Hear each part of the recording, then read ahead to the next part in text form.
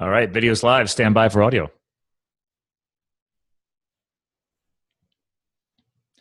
All right, good day and good evening, ladies and gentlemen. Welcome to another Live the Fuel show. So today I am bringing back yet another new co-host for you to listen to and to get to know. Today, we've got a young lady who's got one heck of a story to tell, and I can't wait to dig in deeper on it. We care a lot about health and lifestyle balance on here, and we're going to dig into a lot of that today. So quick little skinny on her is she's actually the editor to Ryan Stewman, who's been on this show, a prior past co-host, as well as other multiple successful and high-producing entrepreneurs. She was also editor at the Good Men Project, which I follow, and blogger for the Huffington Post, which I follow, and writing for the Might and Influencive, among other publications. So she's the founder of Sick Biz, which we're going to get into this brand today. We'll be sharing the website on the video feed today. But basically, it's dedicated to helping entrepreneurs who are chronically ill and disabled. And there's something powerful about that because I think entrepreneurship opens up a wealth of opportunity for people who may be feeling like they're backed into the corner because they're chronically ill and disabled. But she's also the author of Killing Karl from 2012. It's a novel as told from the point of view of a serial killer's wife. And you can never go wrong by being kind from 2017, driving on kindness. So she's got a lot going on. So without further ado, Hilary Jastram. Welcome to the show. Thank you. I'm so happy to I had a little here. Flair on that fancy last name. It is really fancy. Yes. The German last name is always fancy. I like it. It's Jastram. So you can have you can have some flair in there, different pronunciations. So, but we were laughing our butts off before we fired the show up today because you're like, oh yeah, we do video. And I said, yeah, I like to be different. It's not just audio. And I love the fact that, and for our listeners, guys, this is how truthful this woman is. I love this because she was at first concerned, right? Like we had that knee-jerk reaction, like, oh, wait a minute. I thought I was just doing a traditional podcast. We're doing audio, which is normal, but obviously I pump this stuff out to YouTube too. And real quick, for the video listeners, I'm going to share her nice and polished headshot. Look at that. You're all sexy and happy. And you're like, yeah, I have a great headshot. By the way, I'm still getting into the headshot thing myself. I'm still new to that. And then obviously I'll stop sharing. And then obviously we're back to you. You're still the same person. You're rocking some glasses today. And you hinted that you did some of this before recently, right? Like you did like a little truthful video shoot. I did. Let's dig into that right away. Like, what was that all about?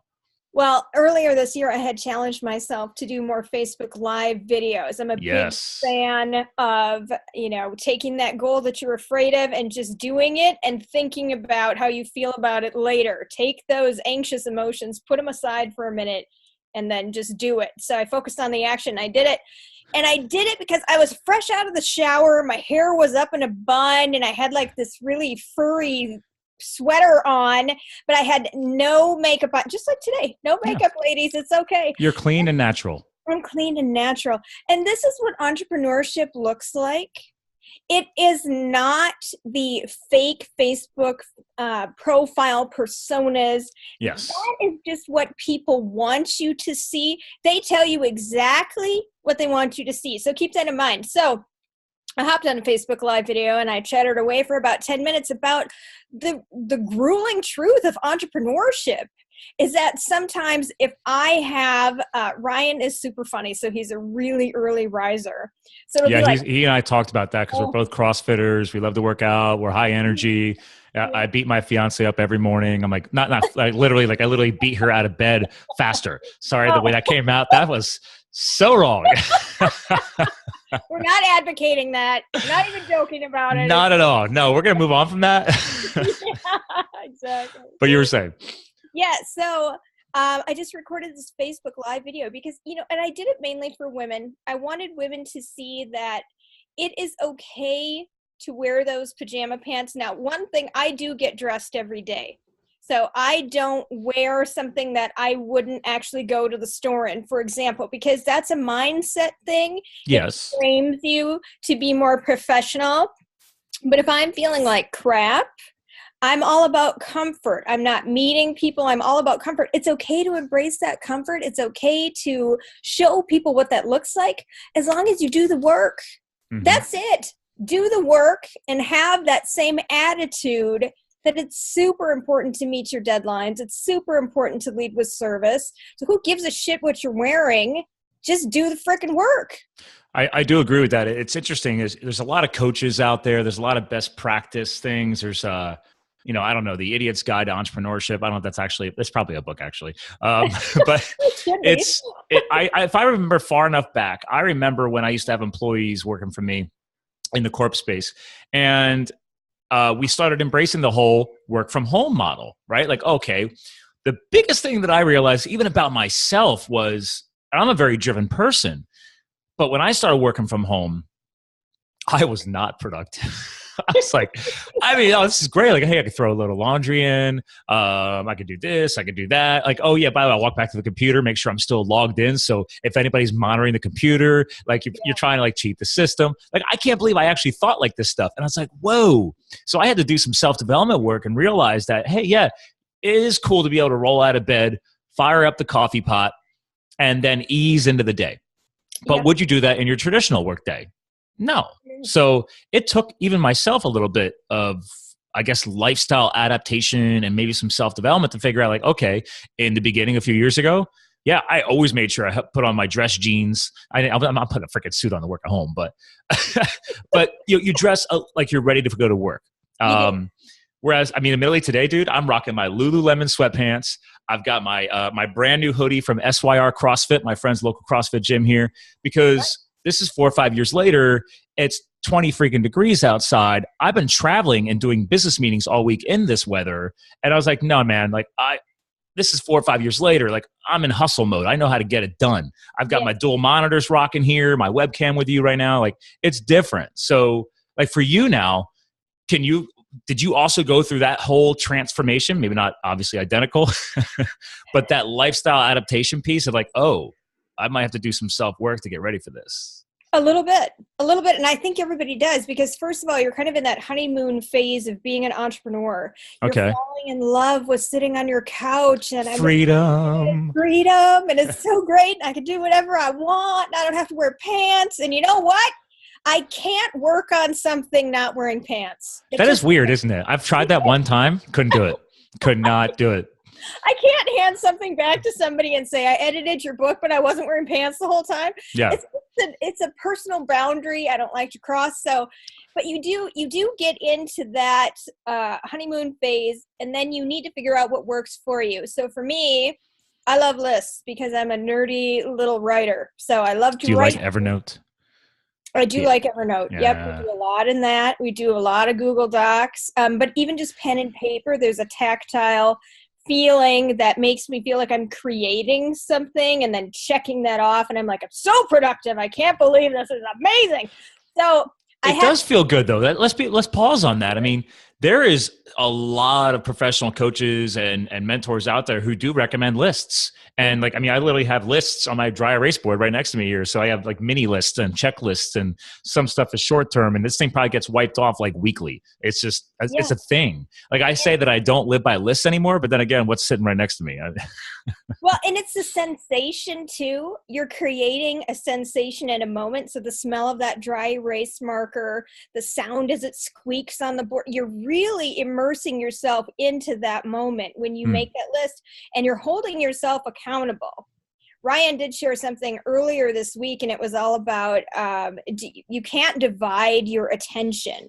You can't focus on everything at once because nothing will get done. Your goals will not even be attended to. So you have to, I do a little reward system for myself. So I chop up the day, and I'll say, for example, and I learned this from my son's counselor. My son has severe ADHD. Okay. And so his counselor did too. And it was fascinating to watch those. Whoa, wait, hold on a second. I got to pause. You've got your son's got obviously severe ADHD.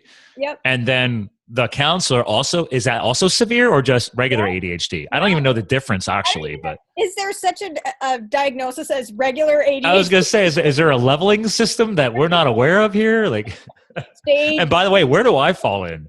So, right, exactly.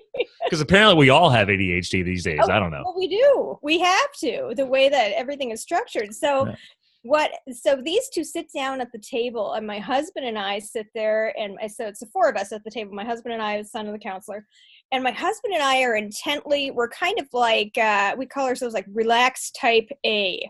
So we're not. Oh, I like that.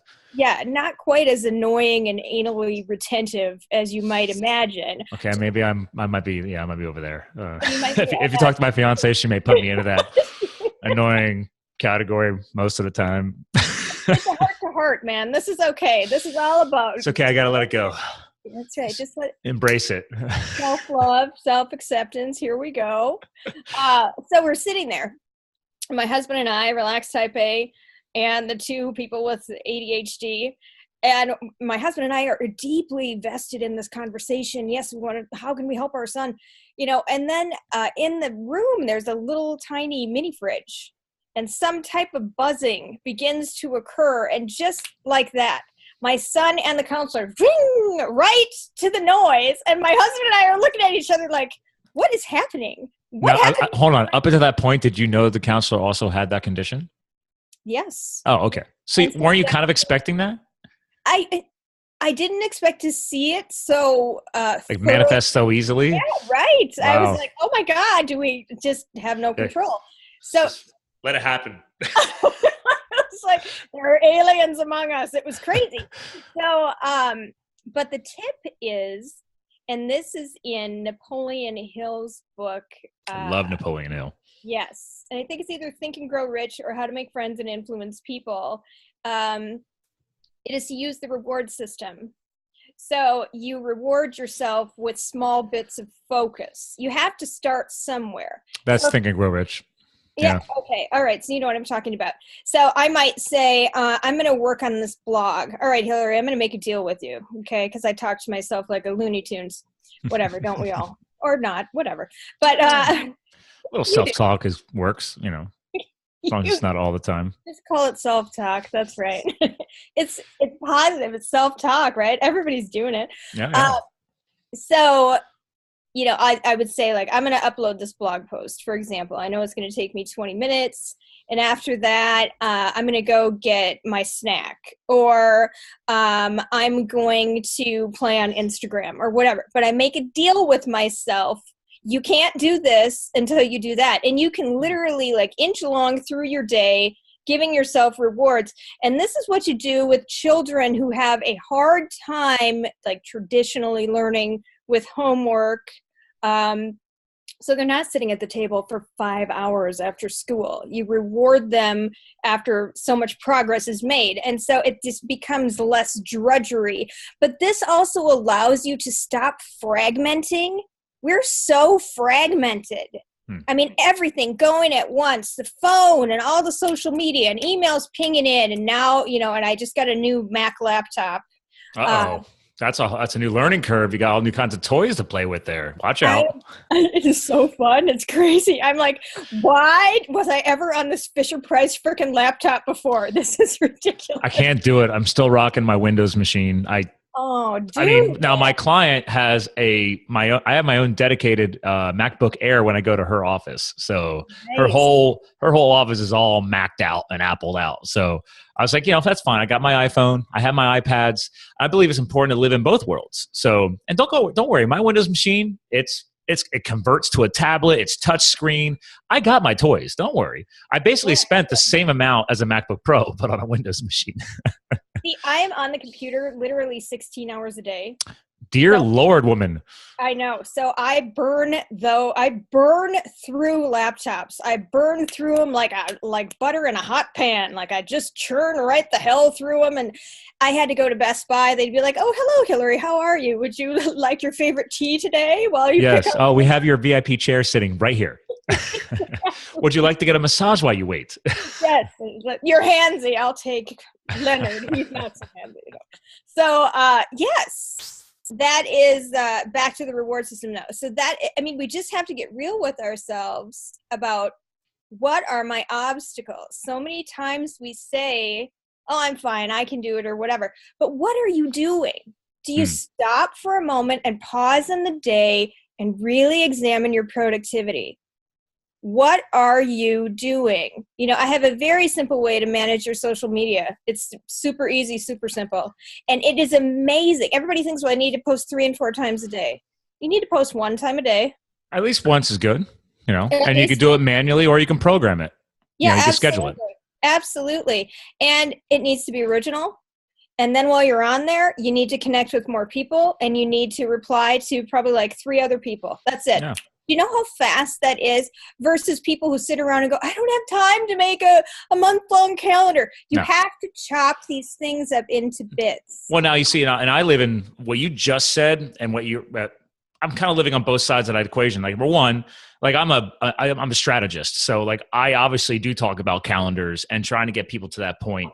And but admittedly, even my own feeds, I don't have them overly scheduled out. Like, don't get them so tight that it stresses you out, right? Like, you got to have some freedom. Like, my schedule was a little off last month because I took 2 weeks to go to South Africa. So it's like, okay, well, that was throwing some stuff off. I tried to schedule stuff here and there. And then I got a little stressed because like the podcast didn't launch when it was supposed to, and a couple of my episodes were out. And then I was like, what the hell? What do I care? Like, dude, I'm in freaking South Africa. Like, live in the moment. Like, let it go. So we're all guilty of it. We're excited. We're excited to grow our brand. We're excited to grow our business and our life, online, because there's a right way and a wrong way to do it. But to your point, don't get so crazy about it. Like, just, especially if you're new, like, ease into it, man. Oh. If you're living because, oh my God, according to my iPhone calendar, I got to get my Instagram post up right now. I have 3 new followers. Oh my God. I got to say hi. Yeah, right. And it's not about that instant gratification. It has to be about the long game. It has to be about making those consistent decisions. And when you schedule things that are too close together, also, I think you lose the authenticity. You start to sound canned. This is the age of personal brand. People want to connect with a face. People want to see who you are. They want to hear your voice. Well, that's the other thing. It's like, I mean, nowadays that Instagram supports video and obviously Facebook. And now they have like the real-time stuff, like you add it to your story. And so I study all that. And I'm like, listen, you know what? If it makes sense, I'm putting it up. And I've gone through all different kinds of cycles on Instagram where I'm like, okay, well, the new thing I was about to try was, well, I'll do 1 post a day. So there's a 7-day cycle. And maybe I'll have a theme for each day. And I still haven't fully relaunched that new concept where I'd have a standard hashtag, like it's Motivation Monday. I did that like 2 years ago. I had a Motivation Monday all the time. And then I'm always, you got to be flexible. You got to try new things because it is getting harder to gain new followers or the algorithms change. And let's be real. I'm a marketing professional. A lot of this shit is trial and error, dude. Like, come on. Everybody who says that they're a guru, all right, come on, man. The only reason why you say you're a guru is because you may have tried a few more things than maybe we did or vice versa. So be careful with that too. And people are like, oh man, I'm your marketing guru. I'm like, okay, the only reason why you're a marketing guru like me is because I sit there and I try all this stuff and I test it all. Whereas you're busy running your business. So that's why people work with people like me. Like, it's okay. Well, I need somebody to help me with that because I don't have time to sit there and play with all that stuff. Whereas I do. Well, and also your customers tell you what they want. So you consistently have to test. And if you just tune into that and just say, well, what do my customers want? I'm going to go into my consumer insights and then I'm going to learn exactly what they want. Yeah. So I majored in advertising and marketing. Nice. That was like a huge crux piece for me. And then marketing and psychology on this end. So oh my God, we could talk for hours. I'm fascinated. I'm fascinated. Why do people do things that they do? That's why I wrote that book about a series. And I joke around. I said the other night on a podcast, I was like, I don't remember anything from the marketing side of the schooling, but I use the psychology all the time. I love it. I love it. It's so true. It just goes right back to the roots of the motivations of what people do. And when we can figure that out and then we can craft our voice around it and make sure that we're leading with that service, you're golden. Yeah. You're absolutely golden. You'll close every single deal every time. Well, especially if you, and I know this actually will segue us great into your site actually, because your branding is so clean and simple. It's Sick Biz. Like as soon as I think about it, I'm like, okay, if I'm just off the cuff, the way my brain works, I see Sick Biz. I'm like, okay, well, either A, she's targeting companies who help people with improving their health, or B, she's targeting maybe entrepreneurs who are impacting in some way or relating in some way to illness and sickness, et cetera. And we already kind of hinted at the beginning area, like obviously you love to work with people who have chronic illness and everything else. So your branding is pretty simple. It's nice. It's easy. And the piece that most people fail at in entrepreneurship, or since we're geeking out about marketing, is they never take the time to really hone the brand, their focal point, where they're going with it. So it's like their posts, going back to what you were talking about, social media, are all over the freaking place because it's like there's no theme at all. There has to be an objective to what you're delivering. But I will say, I have to shout out to Robert Wiseman right now. He's my producer. He's Ryan Stewman's producer as well. Oh. And he and his company donated the branding for Sick Biz. They did the logo. They did the website. What's his site? I have to get that for you. What's his name again? Robert Wiseman. Wiesman. I'll just Google him while you're talking here. Yes, seriously. He's killer. He is the funniest mofo you have ever talked to. He is so Again, funny. I don't edit it, so if you have to, I mean, you don't have to force it, but if things start flying out, it's okay. This is not, I don't have children, so I don't have to worry about filtering profanity. I have children, and they love my profanity. Oh, he actually has, it's his name. Yes, and he has a team of people. Yeah. So does he work with Grant Cardone? Possibly. Very possibly. Yep. Okay. Mm-hmm. Yeah, Wiesman. Yep. He is tight as a tiger. I am telling you what. But this is, wow, he is tight. It's so important that when it's your brand, and I don't care who it is. I had Trevor Crane. Trevor Crane's a friend of mine. We've done some work together. And he looked at my site before Robert got his hands on it, and he goes, I don't know what the fuck you do. I said, well, thank you so much. You have a good day. And that... I love it. I was offering a multitude of packages and was not specializing in my copywriting and book editing at that time. Okay. So I was doing some graphic design. I was doing some strategizing and things of that nature, but it really wasn't what I wanted to do. You, first of all, have to do what you want to do. Second of all, get perspective from somebody. Third of all, don't get offended when they say, I don't know what you do. That is very valuable information. That's actually great because it's like, to pause on that, that's probably some of the most valuable feedback you could ever hear. Like when I had an old business card design, and I actually for a while became anti-business card. Because so many clients in so many industries I've worked with are like, oh, they shove the business card in your face. And I'm like, dude, stop it. I didn't ask for it, okay? I don't want your business card. I'm just going to throw it out. And they don't understand that. And then people are spending hundreds of thousands of dollars on fucking business cards every year. And it's like, dude, like, get away from the traditional business card anyway. Like, make sure it's something fun. Like on the back of my business card, I literally put the podcast on there because I made sure I put the Stitcher logo and the iTunes logo on there because it was like, oh yeah, Scott's got a podcast. Like, so it's really more of like an advertising card per se versus, oh, by the way, make sure you look for this whenever people are like, oh, I want to follow your podcast. I'm like, okay, well, did you want this? And they said, yeah. I always ask, do you want this? I don't shove it down their throat. But it just gets me off on that tangent. It gets me all fired up because again, people are like, oh, well, I don't know what you do. But my old business card was like that. I'm like, okay, point taken. Redesign. It's a good question to ask yourself. If I'm picking this up, ask your wife, ask your friend, ask somebody whose opinion you trust. Even, and I know, people do this to me all the time. Can you just read this real quick? What do you think about this? What's your opinion? You know what? That's okay to ask somebody who's an expert in the field, as long as you don't abuse that. You can say, hey, would you take a look at this for 5 minutes and tell me, do you understand what I do? Yeah. And use that insight to help you steer your brand. I agree with that. By the way, is Robert big in the auto industry? Yeah, you know what? He did have... Can I Google that guy? I'm on Google Images. Like everything's coming up relating to the auto industry, which would explain his connection to Grant Cardone too. How about, is wrestling on there? Because he is a huge wrestling fan. Really? Like what kind of wrestling? Like real wrestling or like the crazy WWE stuff that Alligator, Python. No, I'm kidding. I don't. Yeah. Again, it's mind numbing to me, so I just don't watch it. I heard it was fake, but then I was like, wait, hey, we could have listeners that might get very fired up about that. Actually, go ahead, keep going. No. I have no idea. It's an act. I mean, a lot of it is it's entertainment. That's what it is. So and we want to believe that it's real, and so we will. We absolutely will. Just like I want to believe that Naked and Afraid is real, and I want to get in that forest with them and fight that anaconda. And I don't want to think about the crew members 15 feet away dining on their rice checks. I just I want to believe it. So let's believe it. There's no harm in that. Yeah, hold on real quick, because for some reason his site wasn't loading. I hope he doesn't have a problem with it. But is this the gentleman right here? Yes! Yeah. Woo!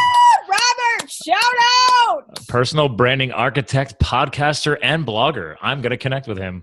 Yeah. Amazing. He's amazing. Okay, if this is fun, here's a little lesson. How do you connect with people on LinkedIn? We're going to do it live right now for our video watchers. So she is going to educate you listeners right now on how to properly connect with people on LinkedIn. Okay, well, we're going to fly by the seat of our pants because I usually just send the freaking invitation. Oh, good. Then you and I can have a discussion on this because there's a right and a wrong way. I know. I'm so ballsy, too. I'll be like, hey, editor-in-chief of Entrepreneur, I want to connect with you. And I will directly friend request them. And then and most of the time, they take my request. Isn't that crazy? Yeah.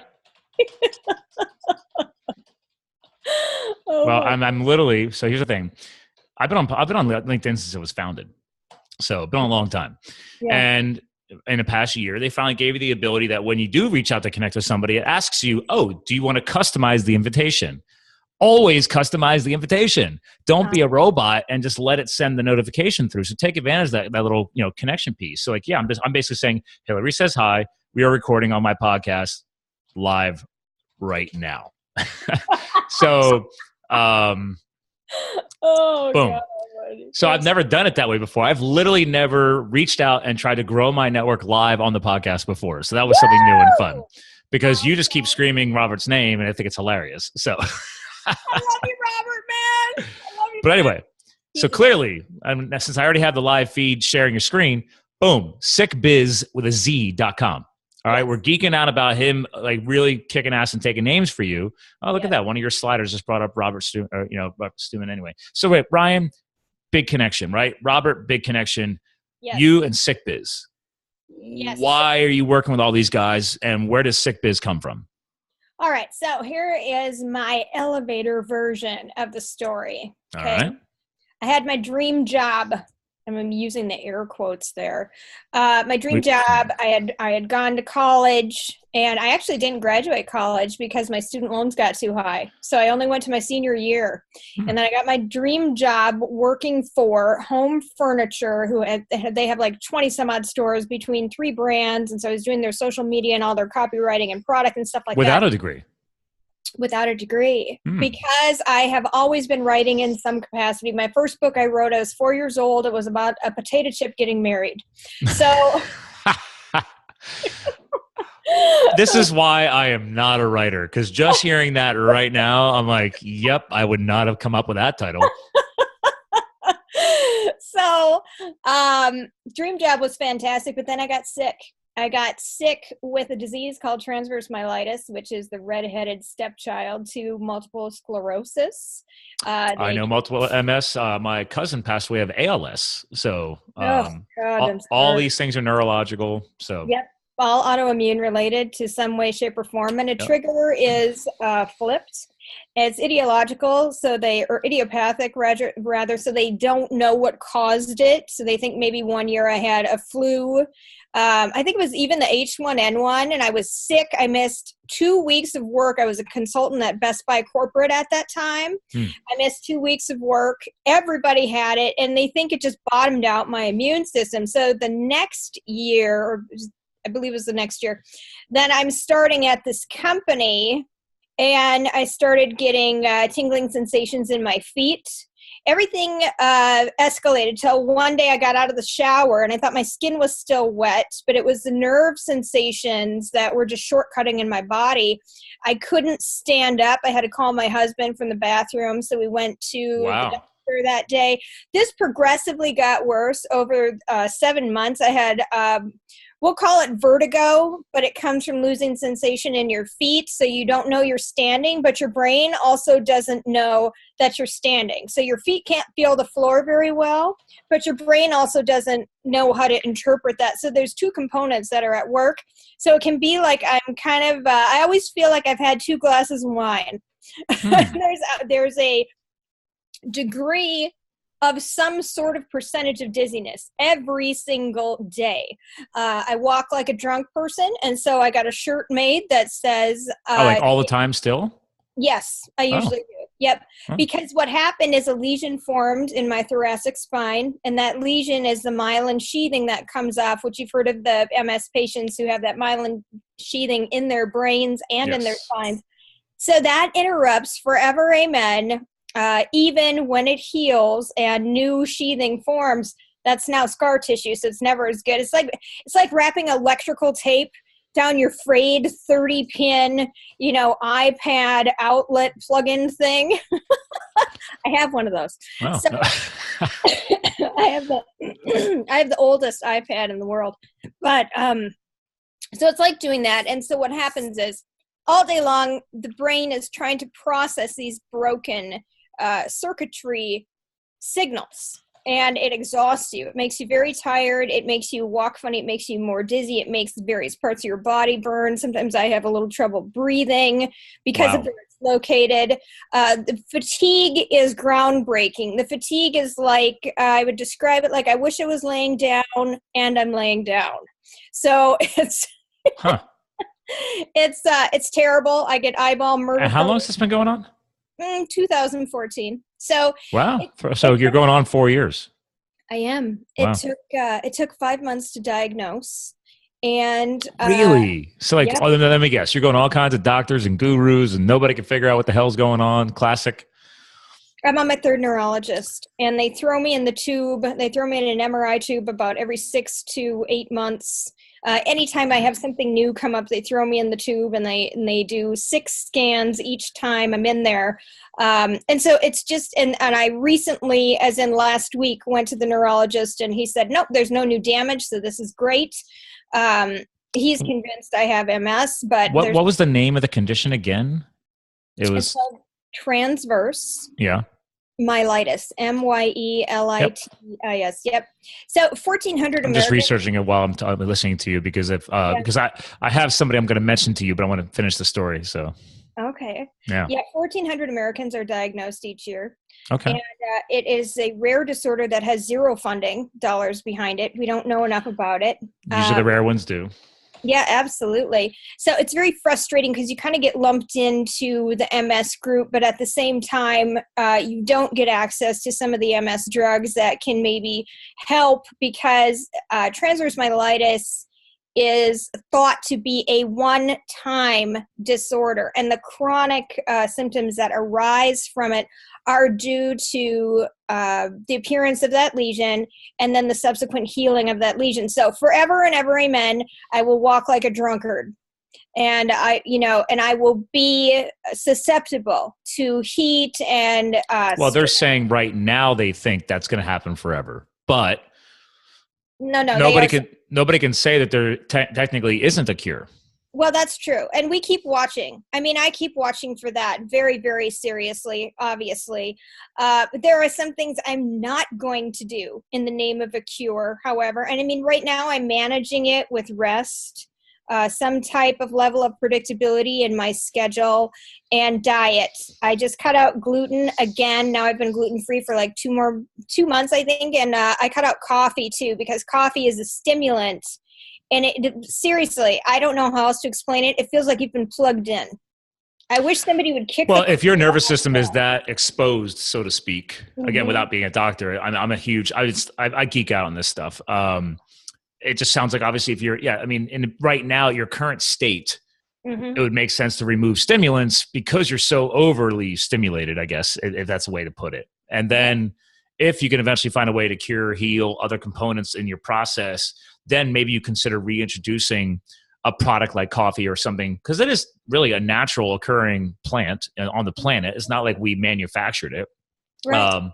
To see if that's still going to be a problem down the road. But right now, clearly, where you're at, if that's causing discomfort, you definitely don't want to be using it. So yeah, and low sugar. So anything that's anti-inflammatory. Oh, huge move.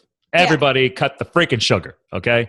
Oh, it's Amen. It's so damaging. It's so damaging. It's just like, it's like a little Pac-Man inside you, just eating you up. And I support a fellow huge podcaster from LA. Shout out to Vinny Tortorich of the Fitness Confidential. If you want to get connected with him, I've had him on the show at least 3 times already. He's gone viral. His show's been up for like almost 6 years. He's now a guest co-host on Adam Carolla's famous podcast show because of he's basically the trainer to the stars out in LA. He's been doing fitness a long time, but he's like studied coursework at like the doctoral level, to be a fitness teacher when he was younger. And so he knows more than your traditional trainer. I guess you say that. So he's constantly bringing on doctors and people that know way more than you and I.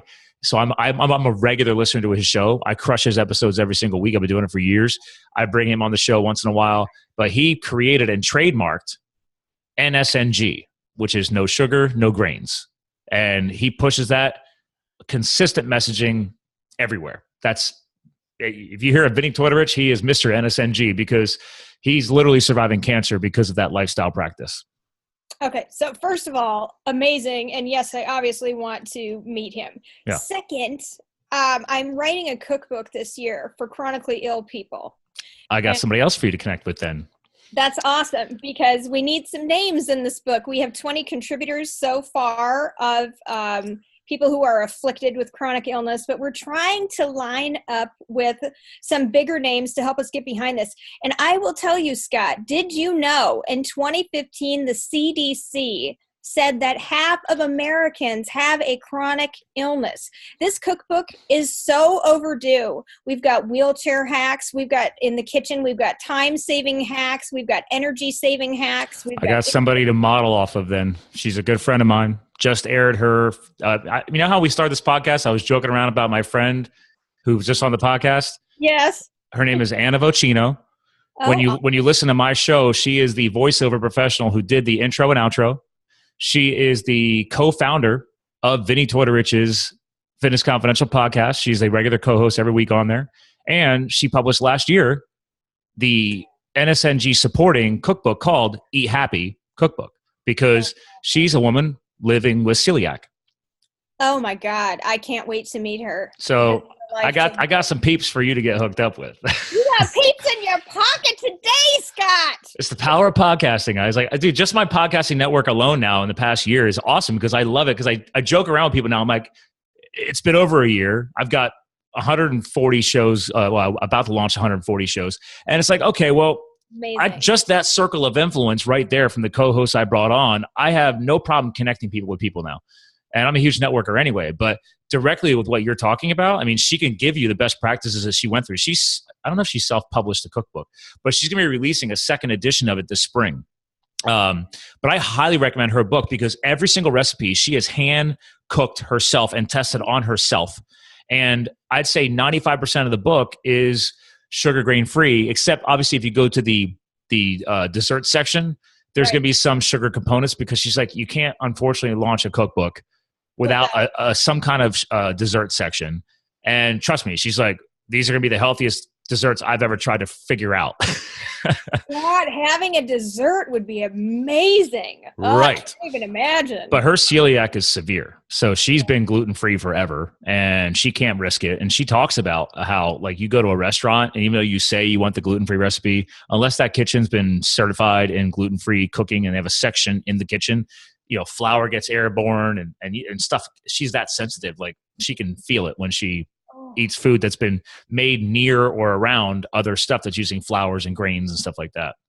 That's amazing. I would love to connect with her. And Vinny, I think, and I'm not sure if a book out there exists right now, but I'm thinking of some type of a fitness book for chronically ill people as well. And he knows his fitness. So he's called, the angriest trainer. That was his old branding because he just says it how it is, man. Like he grew up in Louisiana, went to LA years ago after his schooling and then became a trainer, to all the stars and the famous people because nobody could figure out how he can make everybody look so good for the movies. And it's like, cut the sugars and grains. Cut the sugars and grains and cut the shit too. Yeah.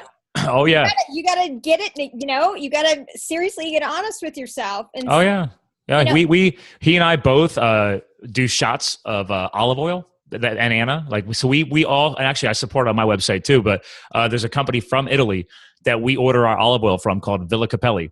And it's these two gay guys. They're awesome. And I'm actually planning on trying to get my honeymoon to their villa in Italy because Paul and Steven are awesome, but they only will produce and bottle olive oil that's grown on their villa. And like, so his show has been selling out their olive oil for years because they've been a sponsor of the show for like 5 years. And anyway, long story short, he's like, Anna used to tell him, hey, take a shot of olive oil to get your throat ready for podcasting when they were just starting the show off. But you can't beat the healthy, pure fats, right? So it's a healthy source of fats in your diet because it's technically a fruit-derived fat because olives are actually a fruit, not a vegetable, just like avocados. Avocados are actually a fruit, not a vegetable, but they're both amazing sources of fat. Fat is a much better and a more effective energy in your body than anything sugar-based. I tell people all the time, like firefighting guy, my past, like, okay, picture logs and picture kindling to get the fire going. Sugar is your kindling that's just going to burn out quickly, but the logs are the long burning, consistent energy, which is fat. So absolutely, that's my quick rant on that. No, that's good. No, you know your stuff. It's really important. And I will think about taking that shot of olive oil. I did it this morning. So did you?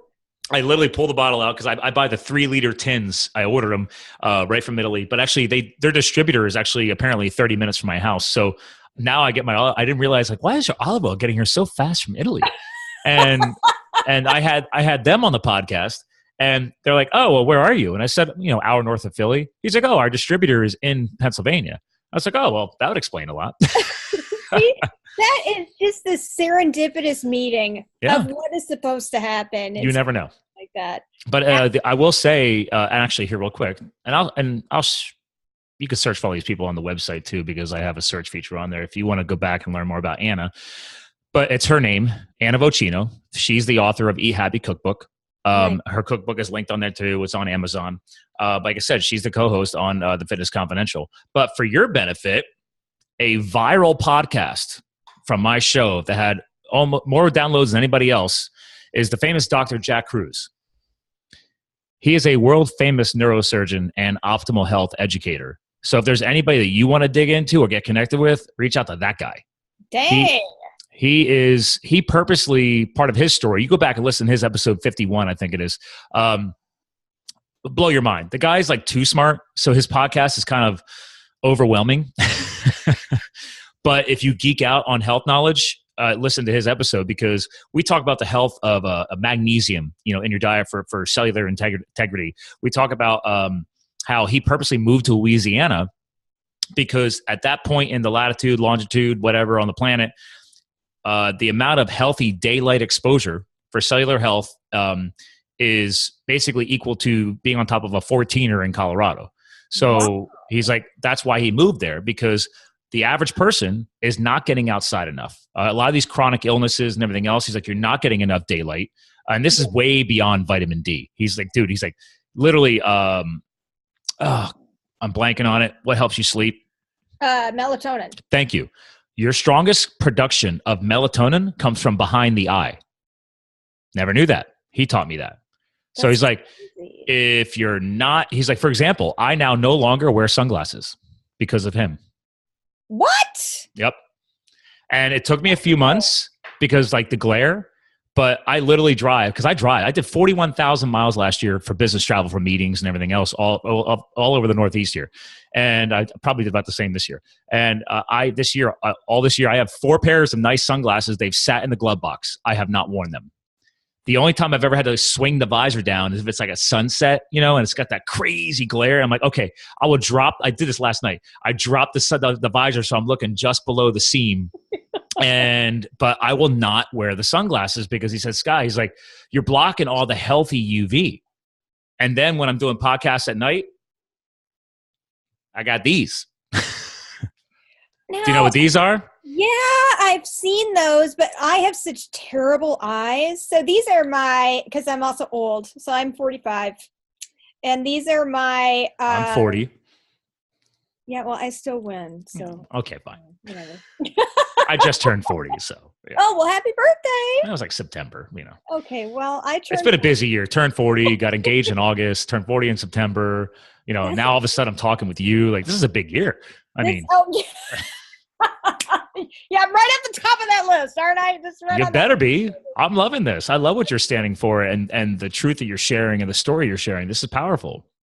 I hope it is powerful. And we were made. The funny thing is, we connected through Ryan, I think. Yep. Which is, we mostly talked about sales and marketing and like business stuff, and then all of a sudden we connected to you, and like you got all this amazing, healthy lifestyle knowledge to share, and your story is powerful. I'm trying. It's I have a book coming out next year. It's called Sick Success. It's the entrepreneur's prescriptions to turning pain into purpose and profit. Do you have that on your website yet? Like a teaser? Not yet, no, but I should get that teaser up there. I just had the cover done. Do you have the past books on your website?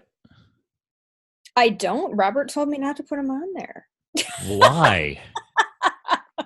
That's your product. We'll put them on we were focusing on. Well, hold on. You have a resources section. You don't have to put them right in the forefront. When I was doing it, I had it like in your face, like Killing Karl was enormous, and then like couldn't go anywhere, but it wasn't working. So, but I wouldn't take it off the site. I mean, again, for keyword recognition too. If those are your products and where are they listed? Just in Amazon? Just in Amazon. Yeah, I see. All right, I'm going to go ahead and agree to disagree with this gentleman. I know he's amazing, but your site, like for example, do you own your name.com? Yes. Is it redirected to Sick Biz? myname.com? Yeah. No, I do not. Do I need to do that? Yeah. Oh, okay. Well, it was my So birthday. if you go to scottmulvaney.com, I just have it point and redirect to livethefuel.com. Because eventually, as you grow your brands, you may reach a certain level of echelon where maybe your name needs to branch out and come separate, right? So at least control that. I call it control your real estate. Like always own your name or some variation of your name, because if and when that happens, like, hey, you're an author, you have books, maybe you decide you don't want to have them on Sick Biz, but they're your books. Well, then at least have a landing page with your books on it. So say, hey guys, if you ever want to find my books, just go to, Hilary.com and they're linked there and they go to Amazon. So it's like, again, I'm just getting you to think outside the box. So. No, I will, because I think it's important. But because I'm getting more into public speaking, right? So eventually my public speaking talks about things that aren't always Live the Fuel related. But right now I have that integrated into my site as a section of the site. But then as the public speaking grows, and if I get bigger and I have goals to author a book as well, then maybe I want to split that off. And because I already own scottmulvaney.com, I'll just build my brand. Here's the thing. We're going to geek out on this right now because you're advertising and marketing. We have two choices in life. You're talking about sick entrepreneurship. We're going to help the people listening to this, your followers, when you share this, right? Yeah. So we have two paths. You build a brand and then your name rises with it. Or if you already have enough recognition, you build your name, which is your brand, and then other brands can follow along with it. So there's really two hierarchies. I've literally have cut it down to that simplicity. Maybe that's too simple for some marketers, but I'm like, okay, you either build a brand or you build your name as a brand. What do you got? And if you don't have enough keyword recognition out there, you're not speaking, you're not as publicized yet on all these podcasts, yada, yada, yada, then great. Let your brand lead, right? Let Sick Biz lead. Hilary comes with it. And then when it makes sense, boom, you have two platforms. And they can still talk to each other, if that makes sense. No, that makes total sense. And I think you've simplified it very well. You're either going to follow this path or you're going to, well, you know what? You're killing it. I'm just feeding off your energy. I'm never not like this. Can you even imagine? My poor husband, but he's like a ping pong ball too. Well, so, my poor fiance. Like, imagine trying to live with this. I mean, Jesus. It's like, can I sedate? I have literally my long-term friends are like, you finally manned up and got engaged. I was like, yeah. Like, I can't believe she's still with you. I was like, thanks, bro. I feel the love. He's like, well, you've always been a crazy SOB. I was like, all right, well, she's not perfect either, so maybe we're meant for each other. There we go. Love is a choice, man. Every single freaking day, love is a choice. Oh, it so is. It is. That is the most empowering thing I learned about it. That's why I wrote about it. Seriously. Well, clearly, because let's be real. Let's dig a little deeper into you. All these conditions and things that have happened in the past 4 years. How long have you and your husband been together? So we just got married last year, but wow. coming July, it will be 9 years that we've been together. Now, I have been around. See, that's how I wanted to do it. I didn't want to get engaged. Like, I just wanted to live together and have like happiness. Okay. No, because you would get strangled in your sleep, because he did the same thing. He was like, what's wrong with this? And I'm like, I will not speak to you in this moment unless you have a ring in your hand. And then I had to back off. I had to back off and let him, like, you know, come to me, because you can't force anybody. Yeah. That's just not fair. So I waited, and he was ready, and it was great. I was married twice before. I like to call my starter homes. And I like that, my starter homes. Yes, you know. Exactly. It was the warm-up round. You know? It was a warm-up, right? Yeah. Exactly. You got to put in the reps before you're ready for the big competition. You know? Absolutely. Yeah. And you know what? It's a really great feeling now to be with somebody that I'm totally secure with, and somebody that I'm totally comfortable with. Now, granted, we get a little too comfortable sometimes, and it's like, you know, you know what I'm saying? Like, yeah. Should we change out of these sweatpants today? Let's give it a shot. Let's go for it. You know. Oh, she loves her sweatpants. I mean, she's a horse doctor, so she's. You know, oh, wow. Yeah. And she's a horse doctor and a chiropractic doctor for animals. So I leveled up. Wow. And how many animals do you have then? One, just Calvin the Coonhound. You just have one? Is that well, she does own a horse because she grew up with horses. She still owns a horse, but he's like 18 years old. And now she just takes her niece and nephew up there to ride him right now. So, but because like we joke around, like I was like, I grew up on a farm. So like, it was weird. Like she actually knew my name, but on the first date, which scared me because my father has always been my father's father, my father, and my younger brother has always been in the livestock industry. You know, the logistics and brokering of cattle and horses and everything else. So my dad used to go to job sites or farms that she was the vet on site for. And then my dad would get the animals removed if they had to take them out of there. So it was funny because she's like, Mulvaney, huh? I was like, yeah, first date. And she's like, so you know Tom? And I was just like, deer in the headlights. It's like, shit, she knows my dad. Shit, she knows my family. Oh man, this is so weird. And I was so worried about it. We call that ethical stalking. What does that mean? Well, it's like the research that you have to do before you have someone on a podcast, for example. It is ethical stalking. There's a reason behind it. Matt Smith actually came up with it. Matt Smith has a Facebook group called the Entrepreneurial Outlaws, and I was on his podcast. And I like that. Matt Smith, Entrepreneurial Outlaws. Shout out to you as well. Yeah. Anybody we shout out on here, I will, if there's links for them, I will hyperlink them into the blog content. Hell yeah. Yeah, he's Entrepreneurial Outlaws with a Z. He's an Aussie from down under. Oh, I got a lot of Aussie connections. I don't know if I have him though. I'm telling you what, that voice is so sexy. That is my Siri voice. But if you've ever had like an Australian Siri male voice give you directions, and I had it going on in the car one day, we were going to a funeral, and my husband was like, what the fuck is he saying? I can't understand anything. Where am I supposed to turn? So clearly you get it and he does not. So he's got some tightwad British woman for his Siri. Who knows? I don't know. I don't even use Siri, so I've never had to. It drives me nuts. I was like, I try not to even use a GPS if I don't have to, because my father was always good at just knowing where to go, and I grew up around that. So I try and always have bearing on where I'm at. So I only use GPS. It's funny because like if I have a meeting 3 hours from here in upstate New York, I know all the highways to get there, so I don't need to turn. The only time I turn on the GPS real quick to check the traffic, and then I just go and I turn it off to save on data usage. And I'm streaming podcasts and audiobooks. And then when I'm like a client is going with me maybe to the meeting, and she's just like, you don't have the GPS on. It's like, no, I know where I'm going. I was like, I'll turn it on once I get within like 20 minutes, because then I don't memorize all the little roads to get to their office. But it's like, when I get to that city, I'll be good. And she's like, how do you do that? Yes. How do you do that? Because I'm the reluctant navigator and all the pressure is on me. Was it east or west? I'm like, I speak in landmarks. I don't know. Okay? I also speak in landmarks, and I will appreciate the newer cars because most cars nowadays have a compass, at least like in the rearview mirror. So like you can at least, you know roughly where you're going. And I use that. Whereas I say this to my fiance and she's just like, what are you talking about? I was like, use the compass. Like, do you know where you're going? Like, what if, I mean, seriously, like, what if like shit hits the fan, the zombie apocalypse like launches tomorrow, and our GPS satellite crashes from orbit, and you're 2 hours from home, go. I got to piggyback on you.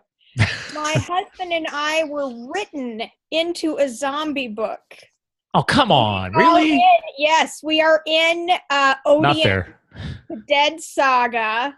It is hysterical. You have to read it. Claire Riley wrote the book. She's a USA best-selling author, and she's a friend of mine. And we're actually in 2 books, but we were introduced in this first one. So actually for our first wedding anniversary, I got him a copy of that book because the first anniversary is paper. Okay. Okay. So the first anniversary is paper, and I put it inside this custom hollow book box that it had a picture of a painting on the outside. It's called The Kiss by Klimt. And it's just the coolest shit you've ever seen. Then I inscribed the book or whatever. But it's our story of running from zombies in this Odium, the Dead Saga, how we survive. And in the next book, here's a little spoiler. I give birth to a zombie baby. So you have to. Oh, dear God. This is way beyond like the flicks that are on TV right now. Like it you really guys. Is. It really is. Is this one of your creative outlets? It is one of my creative outlets. But you know what? Like, I think if you took away, I would rather have no oxygen than the inability to write. And so, I mean, and we come back to pain and to purpose. So I told you earlier, I thought I had the dream job. But I had always dreamed of entrepreneurship. I like this. We're going full circle. I like this. We're going full circle. And I had come from a very dysfunctional family. So when you have dysfunction that's modeled for you, you don't have examples of what is healthy to do. And even in your own self-talk, I had a horrible, voracious eating disorder for 3 decades. Oh, wow. So I'm like young adulthood, teenage, like what? All of it? Right after, yeah, kind of, yeah. I'm the fattest I've ever been. So, woo! I'm 123 right now. That's not fat. I know. I'm just. Come on. The Daily Mail. Hey, I talk a lot about health and fitness on this show, and I want to make sure I clarify that because as a CrossFitter, I know a lot of ladies that are at least 120, and it's a fit 120. I mean, it's so. I don't like the scales. I'm anti-scale. I don't either. Okay? I don't either. I'm proud of that. I weigh more than I weighed in my freshman year of high school. And I'm actually proud of that because I was at 93 pounds. The Daily Mail did a story on me. You can look it up. How tall are you? I'm 5'3". 5'3", 93. It's lean. It's lean. It's really skeletal. Okay. You'll see, if you look at the Daily Mail and you look up woman now loves her muffin top. So that is the story. This is a lesson, people. You know what?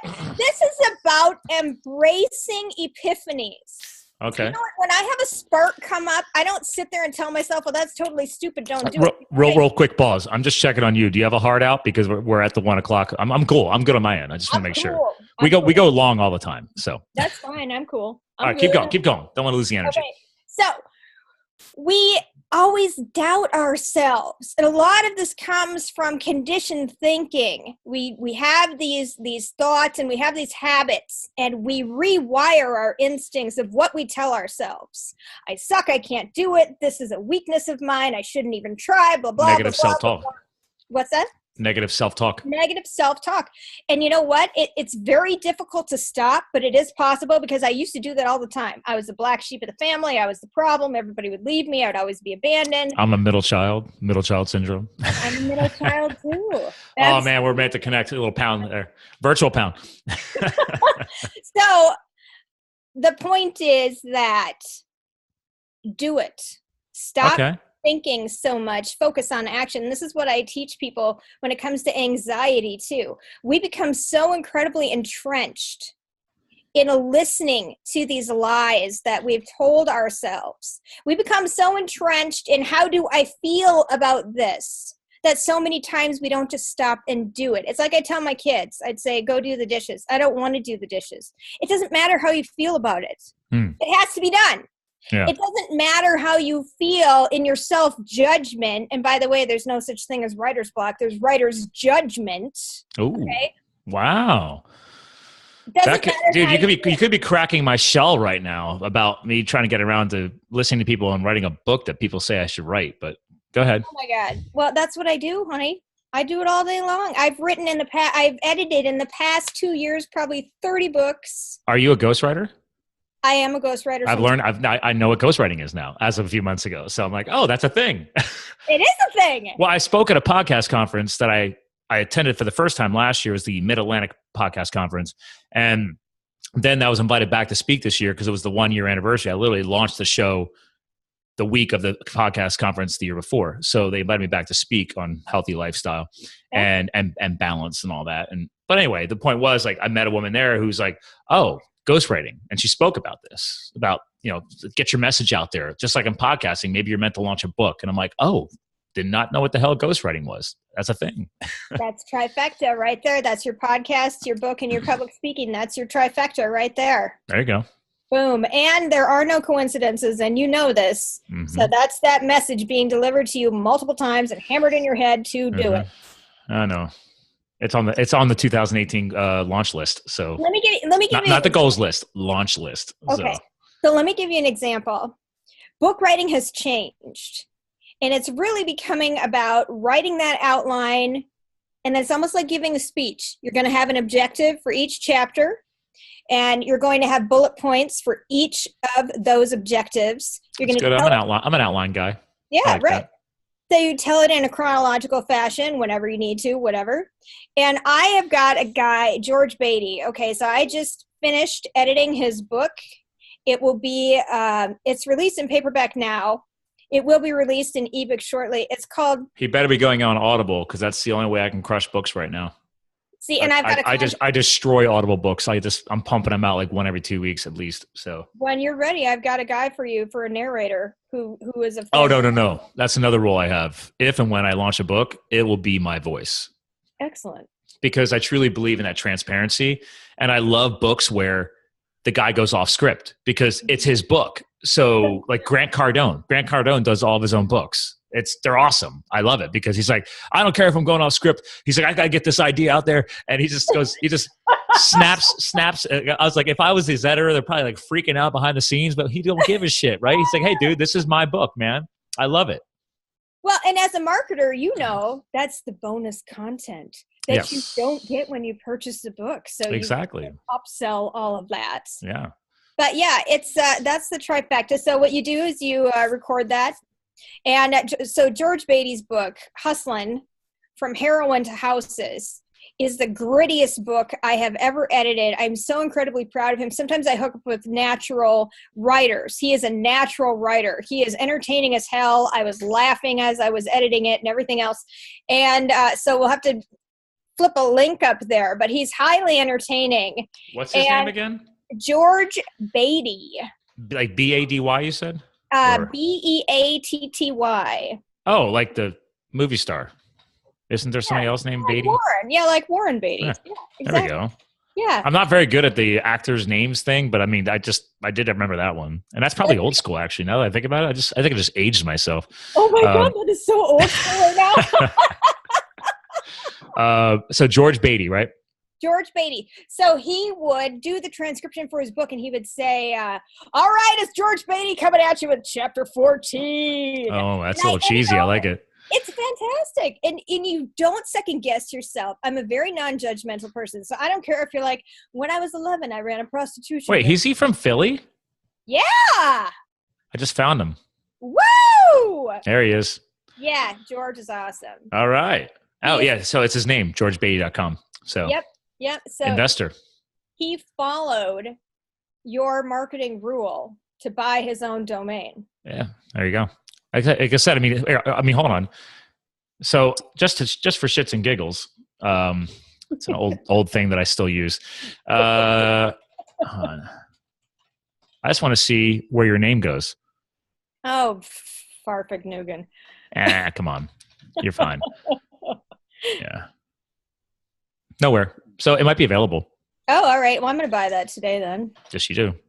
That's what you do. Seize the day, carpe diem. Okay, you buy your name. That's your signature on your email line. There you go. Yes. Yeah, I mean, well, people use carpe diem for like all kinds of other things. It's like, okay, well, when it comes to branding and owning your, and here, hold real quick, we're going to confirm this right now. I can't help it. Shit. Well, because then you have more reason to jump on it. But I think because your name is so unique, I don't think that'd be really funny if somebody owns this. You got a single L in Hilary, and you got Jastram. So it's like I bet this puppy's available. I bet it is too. Boom. Woo! Let's All right, you better lock that real estate down. We're just talking about real estate. Lock that. I'll do it today. I'll send you a screenshot. I'll let you know it's done. That a girl. Absolutely. I like to make people take action. So. Yes, absolutely. So I did want to talk about Sick Biz though. Yes, we teased a little bit on this show. It was like, but it's like, I love this because for our listeners, this is about getting more than just somebody's brand out there, right? We're trying to share it. I mean, like people may listen to this and be like, oh my God, they were all over the place, but that's just who you are. And that's cool because we got so much unique content. You clearly care about your clients and the people you work with because you're out there plugging them left and right, and I don't care. So it's like, yeah, let's rock that out. I mean, I believe, hold on, I'll help you plug. I believe I found your buddy's Facebook group. Is that it? Entrepreneurial Outlaws? Matt Smith in the house! Yeah, there you go. See? I can find anything. He's amazing. But hold on. So let's come back to Sick Biz. Okay. So I was sharing this site before, again, to our listeners on the video feed. I'm sharing it again. You can go to sickbiz with a Z.com. She's got the podcast, but I noticed you really call out in your toolbar here, mindset and inspiration. So, and business. So are you doing what I do where like your podcast episodes have a theme or a domain and you're trying to tag them all to that? Whether it be guest bloggers, my own blogs. Oh, guest bloggers. Okay. Podcasts. Yeah, I do have guest bloggers, definitely. So watch for your invite. Okay. Well, see, all right, there's something else I've been back and forth on. So you welcome guest bloggers onto Sick Biz. Hell right? Yeah, I do. Okay. So there, listeners, if you're looking to get yourself out there and you want a professional writer to critique how you're writing, because I guarantee you before it goes on her site, she will probably critique your content. Can you confirm or deny that? I can confirm that. Yes. I love it. Because you care about what your site is putting out there. So, of course I do. But I've literally had people trying to, all of a sudden, the past like 4 months, all of a sudden people are like emailing me saying, hey, we've got some guest blog content. We'll pay you to come on your site and stuff like that. And I've been ignoring all of it. I don't know. I've been back and forth on that. So let me tell you what, you've got deep pockets of people connecting people. I've got a huge network of writers and editors. Okay. So, and I work with them in my J-Hill marketing business. So if there's business that comes in that I can't get to, or if I have smaller jobs, then I subcontract those out. For Sick Biz at this moment, we have, I believe, 20 guest bloggers. I am recording my 16th podcast today. Exciting. It's very exciting. How old's the podcast now? The podcast was born in October. Wow. Okay. So, 16. So you're averaging what? One a week or? One a week. There we go. Pick up the pace, but of those, it will be 14 have been guests. And the guests are either entrepreneurs who are affected by chronic illness or disability, or they are business and life coaches. And for example, Satori Prime has donated their entire life coaching, normally $297 package, to people who sign up through Sick Biz, and you can have access to that program, which is really amazing. So we're really trying to dig deep into getting the resources out to this special community. It's a collaborative community. So I don't go into this thinking, I know what everybody wants because I'm a chronically ill entrepreneur. I don't know. We are all our own advocates, and so we want voices. Okay. I had a coach on yesterday, Armando Cruz, who talked about different ways and mindsets, visualizations of getting through chronic pain every single day. Wow. So, and this is somebody who's currently living with that, or that's just somebody who helps other people living with the chronic illness? That is somebody who helps other people. Armando Cruz, with Rich Man Experience and Cruise Country and physical therapy, is a person who, that's his focus. So that is what we're bringing to the community. And the reason for this company, this nonprofit, is very simple. It is the support that I wanted when I got sick. I wanted to know I wasn't alone. Chronic illness and disability can be very isolating conditions. It extends to people who are going through treatment for cancer, for example. You feel alone, like nobody understands you. You never get out of the house. You become a shut-in. The couch grows into your body. It doesn't have to be like that. Yeah. You know, we've got a Facebook group of people that... oh, you have your own community now? Yep, we do. We're almost 400 strong at this point. I like it. Yeah. Yesterday, is that more of a support community? It's a support community, but it's also where I ask for collaboration and help, because I'm not, the only thing I pay out of pocket right now is producing the podcast.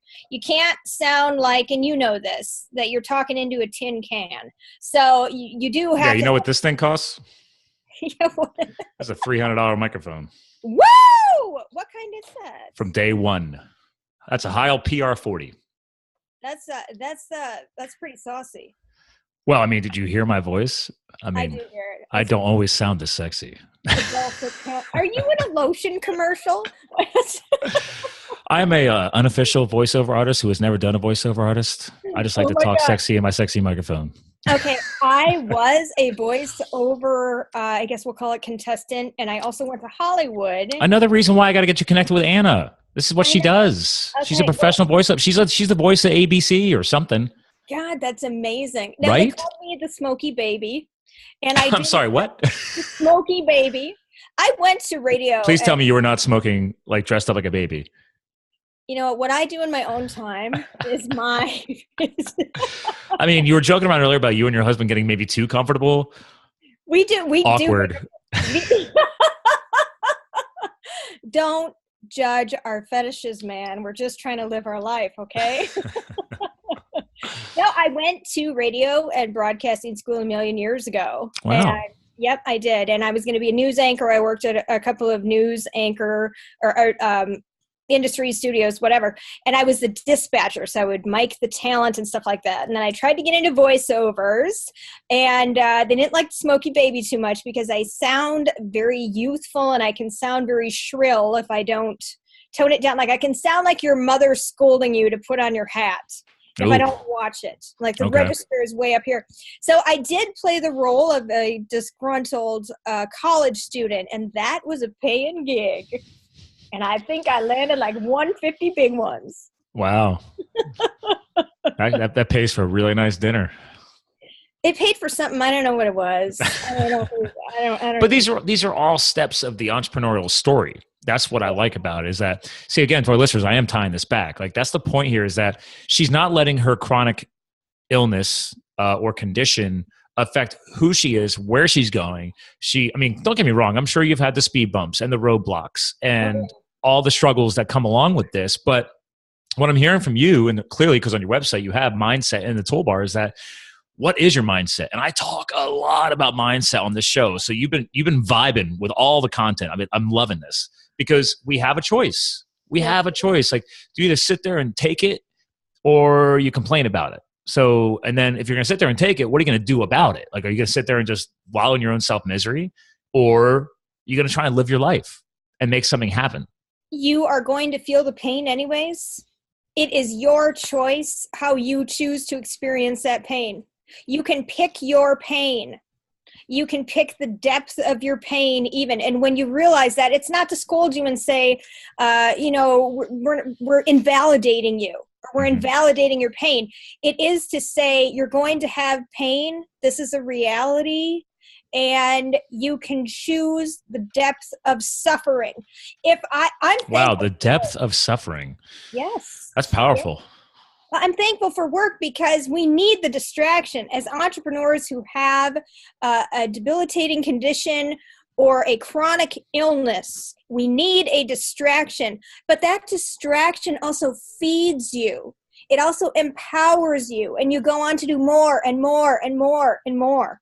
So it's really interesting that you can think, I've made all these good decisions. I have this 9-to-5 job. I've got a W-2 salary coming in. You need to change your mind from the scarcity mindset of how much do I need to make to how much can I make. I like that. You will quadruple your income. You will. Yeah. Because you'll unleash yourself. Well, the whole piece of, and I think what a lot of people forget is that the scarcity mindset is always there. Like Yes. even I have the fluctuations, right? Like it's just, do we choose to listen to it, how do I get into this subject without getting crazy about it? Everything you're saying, I love the subject because we have a choice. The scarcity mindset is going to come in. It's always there. It's just, do you listen to it, or do you then just let it dwell within your head, or do you take action, or do you become proactive because you know that's coming and say, great, what am I going to do when that surfaces again? How am I going to overcome that? Yes. What am I going to do to turn that into a productive result versus a woe is me result? And because again, the scarcity mindset is always there. It's just the only difference between you and I compared to others is we put in some reps and some time and the self-work and the self-development. We're just at a different place on the timeline. I use that tagline all the time now in the past few months. Like, where are you at in the timeline now? Mm-hmm. There's where you want to be. Here's some of the steps you need to put in to get to the next steps on the timeline before you get there. And you and I are in a different place on the timeline too. So right. Absolutely. It's so important to know and to plan for that scarcity mindset. That is going to be a part of your life. So we start planning, and this is how we have to plan our day. I have to plan for my success knowing that I'm sick. Mm-hmm. I have to plan knowing within a reasonable capacity that I can reach what I aspired to that day. And you have to get honest with yourself. You have to get honest with yourself in a way that's not scolding, in a way that's not shaming. Everybody has something. I'm going to tell you right now. Everybody's special, so nobody's special. Okay? So everybody has something. It doesn't matter whether it's a chronic illness. It doesn't matter whether it's some sort of a learning challenge. Whatever it is, everybody has some type of crutch. They have some type of toxicity. They have something. We have to stop hiding from these challenges that we have and get honest and say, this is my thing. I know somebody who is battling rectal cancer right now, and she's named her tumor. Because when you personify it, you minimize it, you make it achievable. Everybody has something. It's okay to say I have something. You're not perfect. It's okay to say I can't hustle and grind like the rest of them. Or my hustle and grind looks different. We don't say limitation. We say adaptation. Ooh, I like that. Yes, absolutely. And we all, whether it is a physical or mental disability or whatever the case is, everybody in some way, shape, or form has to adapt. So besides you, obviously, according to your website, you're not actually coaching people on this, but I love the fact that your messaging that you're choosing to put out there on the podcast, to me, seems like you're trying to fuel that message, right? You're trying to go that through, we'll just call that public group coaching. Like, this is free content. That's what I love about that, right? Like, hey, I'm not officially your coach, but I've lived this story and I've got a story to share, and I want to help others share the same story, the same struggles of adaptation. So we're going to put it all out there. And I love the fact that you were honest and transparent about the fact that you're not trying to act like you're a know-it-all. None of us know everything. Right. We're just choosing to take action and saying, guess what? I learned something and I want to do something about it and maybe positively impact others out there, because there's enough people out there not doing anything, not taking action, not creating positive change. And that's what I love about this is that you literally chose books, writing, and now podcasting to create positive change in relation to this sick biz world. There's enough suffering out there, and we can all be a part of that positive butterfly effect. You don't even know what that's going to be. You know, if you're a person who's very good at closing deals, but you can't possibly work them all yourself, maybe part of your responsibility, it's to subcontract out and help people who have a harder time doing that. Maybe their responsibility then is to make the words beautiful and to ensure that more of the bottom line swells up. You know, we all play these various roles, and we need to think in terms of collaboration. We don't know everything, and everybody seems to be so afraid of saying, I fell down, I made a mistake, I screwed up, I did this, I did that. I'm not perfect. I'm not perfect at all. I try as hard as I can every single day. And as long as you're doing that, that's okay. Your try looks different every single day. It's not going to be your level best every single day. It's going to fluctuate. Did you have a doctor's appointment? Were you limited in this time? Did you have a death in the family? Did you have this going on? Were you getting over the stomach flu? You know, as long as you try your level best, that's it. So get honest with your adaptations and then try. I love that. So what's up next, man? To our listeners, you're going to air in 2018, all right? You're going to air in January because I'm always at least about 2 weeks out. Yep. And obviously we're recording this, just to be real to our listeners. This is being recorded Friday on the 29th. So she's about to come out in the next 2 weeks, launching 2018. Obviously the podcast is the newest component of your message. Is there anything else new and exciting happening with Sick Biz that we're going to want to stay in touch with? Hint, hint. People need to be following, subscribing, et cetera, et cetera. What else is going on with SickBiz.com? Well, I have my book coming out this spring. So it is officially spring.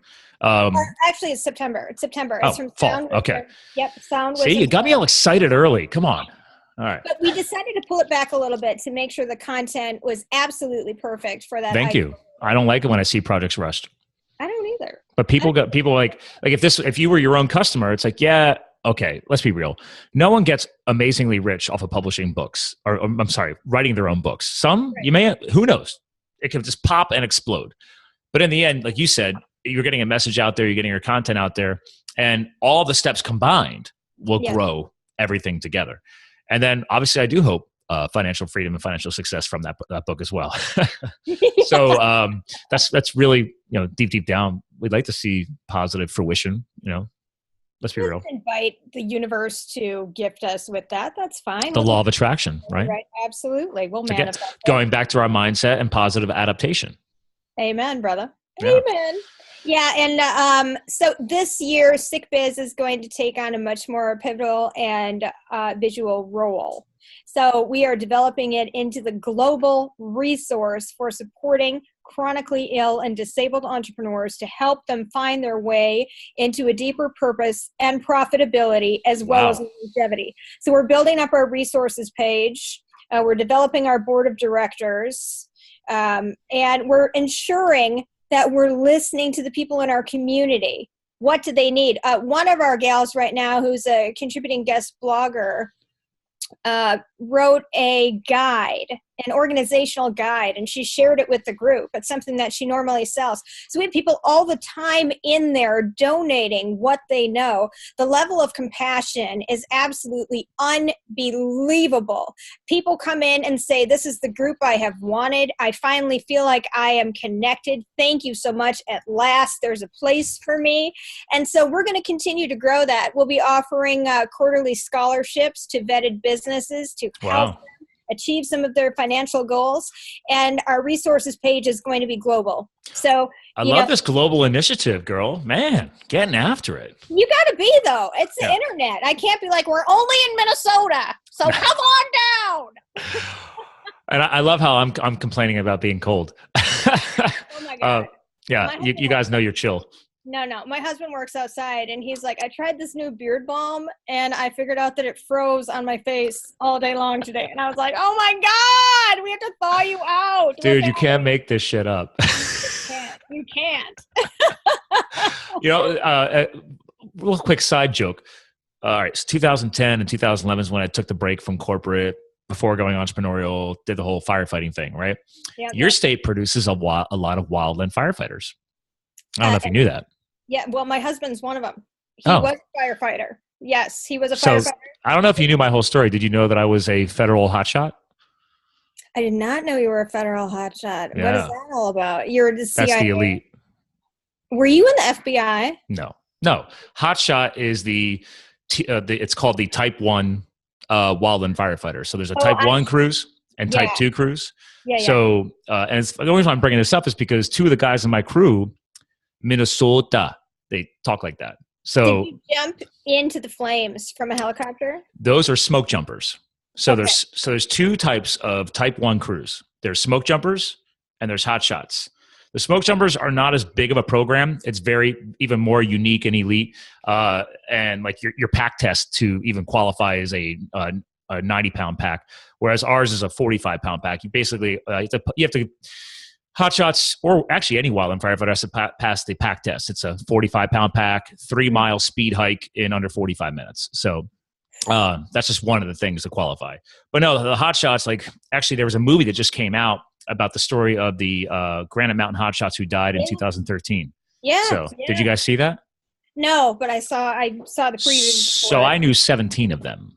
Holy shit, I'm so sorry. Oh, it's not about that. It's just that I was based in Arizona and they were in Prescott and my base was in Pleasant Valley, Arizona. And we were about an hour or so from each other, almost 2 hours.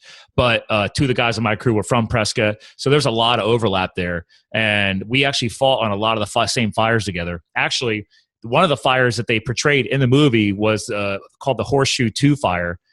Which is in the Chiricahua Mountains on the Mexican border of New Mexico. And we were assigned to the same exact fire, fighting on the same exact fire. We were on the same fire front, like back in the day. So it was just, I had to go see the movie to see how well they would actually portray their story. But it's one of the first ever movies ever actually trying to properly portray what the hotshot life was like, because it was very unique. I mean, you were being shipped all over the West to all the big fires. You were kind of like, I never called it this, but in the movie they called us like the Navy SEALs of wildland firefighting, and I'm like, well, I never heard that one before. That's new. It makes sense though. And he was looking into that program, and then I was like, "Do you like to be married?" And yes, let's go ahead, not to keep talking about that, Ann, but it's like I observed a lot of relationship struggle. Well, we went through a deployment. I stayed single, man. I didn't want to. I joke. Everybody's like, "Oh, you just casually say that like you did it for the women," and I'm like, "No, seriously. Like, I did it for. I'll be selfish. I didn't want to deal with it. I didn't want to be. I saw these guys. 'Cause I was actually the old man on the crew. I was 31, 32. Mm-hmm. You know, whereas everybody else is like, you know, the class. It's like military, like 18 to 25. You know, fresh off the high school sports teams or whatever, and like they want to fight fire in the summer. Like I was considered the old guy. Like I was the age of my squad bosses, but I was a rookie. So. Long story short, I just wanted to bring up Minnesota because I was like, oh man, too. Like one of the guys, like literally, he's like, I'm from Minnesota, and then the other guy's like, I'm from Wisconsin, and I was like, I just love the accents. I was cracking up. I hate those accents. Well, that's just what I heard. I'm telling you what, that is the unsexiest thing I have ever heard in my life. There's not a Siri Minnesotan accent. Like, I don't think you want that, do you? You get some. You know, to get some extra mayo with your casserole, huh? Do you want to go do that? Hey, you betcha. Okay. Well, that's the Canadian influence. You guys are so far north. Oh my God, no. And that movie Fargo, I hate it. I hate it with a red hot passion. Red hot passion. It's a perversion of our accents, but we, you know, so my husband doesn't speak like that because I just, you know, that just wouldn't work. Like I could never have dated somebody that would officially not have worked in the relationship. You cannot talk like you eat lutefisk on a daily. You just oh my God. You know, it's just I love it. Ridiculous. So how do you? And we do have to probably bring this episode to a close sooner or later. Yeah, we you know, we're entrepreneurs. We probably have some business to do. Yeah. So, but real quick on that one. Though. So, like, how do you? So, you guys aren't that far north of Minnesota where you have that heavy influence, or do you have people around you to do talk like that? We do have some people, but we are only about 20 minutes outside of Minneapolis. Okay, so you're close enough to that metropolitan city type of an influence that. Yes. The English language is more modern. I'll just say that. It's a little bit more modern. Cross-pollinated. There we go. Cross-pollinated. Cross-pollinated is good. Yeah. And we do get the occasional news story. Well, they just have some doofus goober that comes on there. He's just, you know, it's like, did you purposely like ask 10 different people till you heard that exact speech style? And then it's like, okay, that's the person we're going to put on the news. Yes. Yeah. Yes. It's like, no, not heavy enough. Nope, not heavy enough. You're close. Hold on. What do you got to say? Ooh, yeah, you're a winner. Yeah. You and the coveralls. Let's go. Come on. And then everybody thinks that Minnesota's like is the whole state full of that. And we're so cosmopolitan. I worked in Minneapolis for years. Oh yeah, you guys definitely are, but people don't realize that. No, they don't. They think that we're just this little 10,000 lakes and all we do is ice fish and then, play our banjos. I don't know. But I will say you have a different kind of wild and firefighting out there because some of the guys I fought with said that they were on regular fire crews before they became a hotshot, and you do a lot of boat firefighting. There's you literally, if an island catches on fire, you have to get in a boat and take a portable pump over and then literally pump the lake water to, put the fire out. It's funny. Oh yeah. He would go on drills all the time. Yep. All the time he'd go on Mississippi River. I'm certified in portable pump operation with from the academy. So okay, so I used to giggle all the time when he would say, "We're doing hose testing tonight." Yep. So luckily we were hotshots, so we did not have to test hose. So we were not hose monkeys, as some people said it. I was like, dude, that's not right. Because, we had an engine crew, but they weren't hotshots, right? So they were the regular type 2 engine guys. But they would only do so much support from the roadway. The hotshots are trained for the remote work. So we had everything on our back or on our shoulders, and we hiked in. And we had to be able to support ourselves and be deployed for multiple days on end with minimal support. So that's crazy. Yeah, different lifestyle. Took my physical fitness to a whole different level, to say that. So. Oh my God, I'm sure you just became a machine. Oh yeah, I had the full beard. Actually, if you go to the website Live the Fuel, I do have a photo of me in a suit or a casual suit, and then me doing a farmer's carry of weights and CrossFit, and then another photo of me when I was a firefighter when I had the beard, the mountain man beard, and there's fire all around my feet, and I'm holding a Pulaski. So I was like, hey, I'm not joking. That's me, dude. I know what a Pulaski is. Thank you. Yes. I have one hanging in my garage. So, all right. Very good. I'm on the East Coast. People because I'm a huge mountain biker, and we do volunteer trail work. So I'm always motivating people to come out and rebuild trails, and I'm an outdoors nut. And I bring that tool, and people are like, what the hell is that? Is that, it sort of looks like an axe, but it's not. I'm like, it's the founding tool of wildland firefighting. The one of the first ever wildland firefighters was Ed Pulaski of 1910. So, hey, nice history lesson. You just I've got the book. Yeah. That's pretty good. Well, when I became a firefighter, before becoming a firefighter, I bought this. Okay, entrepreneurial best practice, people. Okay, we're bringing this back. Okay, full circle. Okay, read some books. Yes. Right? You're an editor. Read some books. There's tons of free content. Well, not always free content, but podcasting is free content. Absolutely. And then books. Actually, hold on a second. What's your vote on that? What's my what? What's your vote on the whole entrepreneurial book research? I think it's highly important because we can't assume that we know everything. We're here to learn, and we're here to be open. Just be open to new concepts and ideas. And like I said, I've edited 30 some odd books in the past 2 years, probably upper 20s of those in the self-help entrepreneurial business genre. Mm-hmm. So I've been steeped in knowledge. Right now, if you wanted to know how to invest in real estate, I could tell you, because I've edited books on that. If you want to know about the benefits of, turning your home into a retirement vehicle, I can tell you that. Why do you not want to get a reverse mortgage? These are all different pieces of knowledge. My favorite tip is, Ryan. Pure honesty and transparency. I just found out my grandmother, not doing well with her health, but she's, I found out that she reverse mortgaged her house. No, I'm sorry. And I was like, what? Oh, are you shitting me right now? So sorry, just had to add a little connection in there. Yeah, and shame on the Fonz. He was a likable guy. Henry Winkler, shame on you. You were amazing. You were cool when you were on TV, which was the fake life, and you were never cool in real life. So that's how I look at it. Okay, except for one time in The Waterboy. Okay, I'll give him that. But again, not real. Once again, fake life, not real life. So that was on a movie. So when you're a character, you're fine. In the real world, you're a douche. You're a douche. It's kind of like Alex Trebek is a douche. Or Trebek is a douche. Or just it's a persona. It is. Absolutely. Nobody wants Another reason why I love podcasting. Because it's real. There's no way that you and I are faking this shit. She chose, ladies and gentlemen, to come on this show today and not put makeup on. She could have. I gave her a 5-minute window at the beginning of this episode, and she's like, you know what? No, I like this. We're going to go truth and transparency. And that's the beauty of this. We don't have to make this up. And now I have the video to back it up.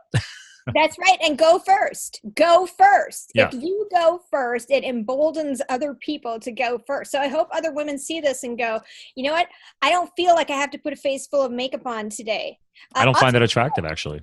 You know what? Like my skin has never been better because I don't have to slather it, with a bunch of makeup to go to work so that I'm presentable, and pulling and tugging on your face creates wrinkles and whatever.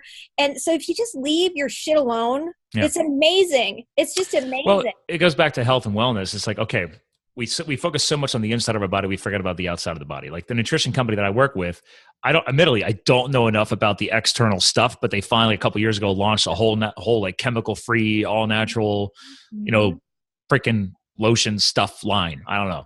I'm an internal guy, but I know the importance of external. As a guy, I have the luxury of not putting stuff on my face except for lotion. Right. So the only thing I do is I make sure I buy the stuff that has no parabens, no chemicals in it. But like makeup, like, hello, you're putting makeup on to look better, but you also know that you're literally clogging your pores with that, whether it's all natural or not. And then people wonder why their complexion. Yeah, but their complexion is all a mess. But then they maybe they take a couple days off from makeup, but it's still bad. It's like, okay, well, what are you doing on the inside, right? Back to your neurological conditions and everything. People's gut biome, the gut biology. I've had biologists on the show. Like I geek out on this stuff because there's so much tied to your internal to your external, and you got to take care of both. Absolutely. The leaky gut is linked to these autoimmune inflammatory conditions. Cut the sugar. And it's really interesting because for most of my life, I had a stomach ache every single day. And you know what's really odd is since I've gotten sick, I never get stomach aches.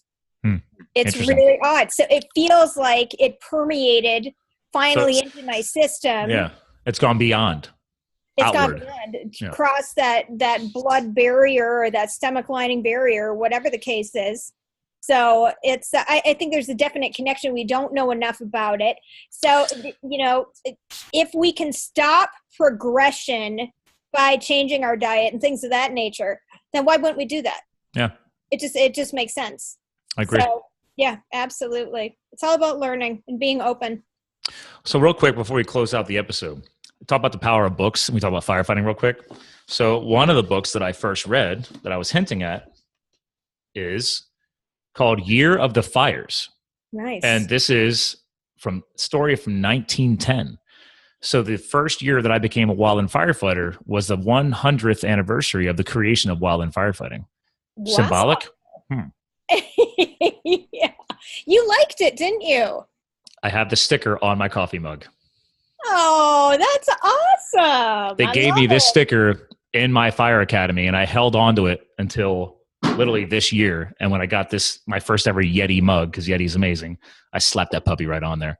And obviously my own sticker too that I had designed. But oh man, I need stickers now. I do have a swag store though, where you can get Sick Biz merchandise. I'm actually about to get into that because I have friends of mine. Like I'm actually literally just got a quote back from, because I'm big into trucker hats because I go ski in Colorado and stuff. And I'm like, why am I wearing everybody else's hat?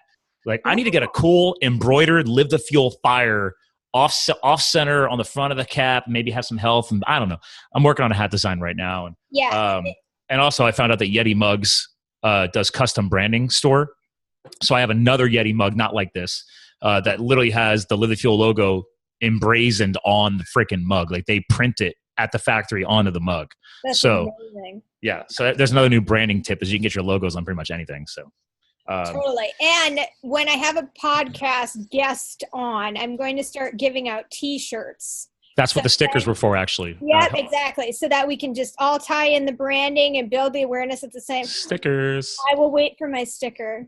You can follow up and send me your address, and I will actually email it to you. So that would be awesome. Oh, but if your husband geeks out on firefighting, I also recommend On the Burning Edge by Kyle Dickman. This is actually a story of one of the historic largest wildland fires in our nation.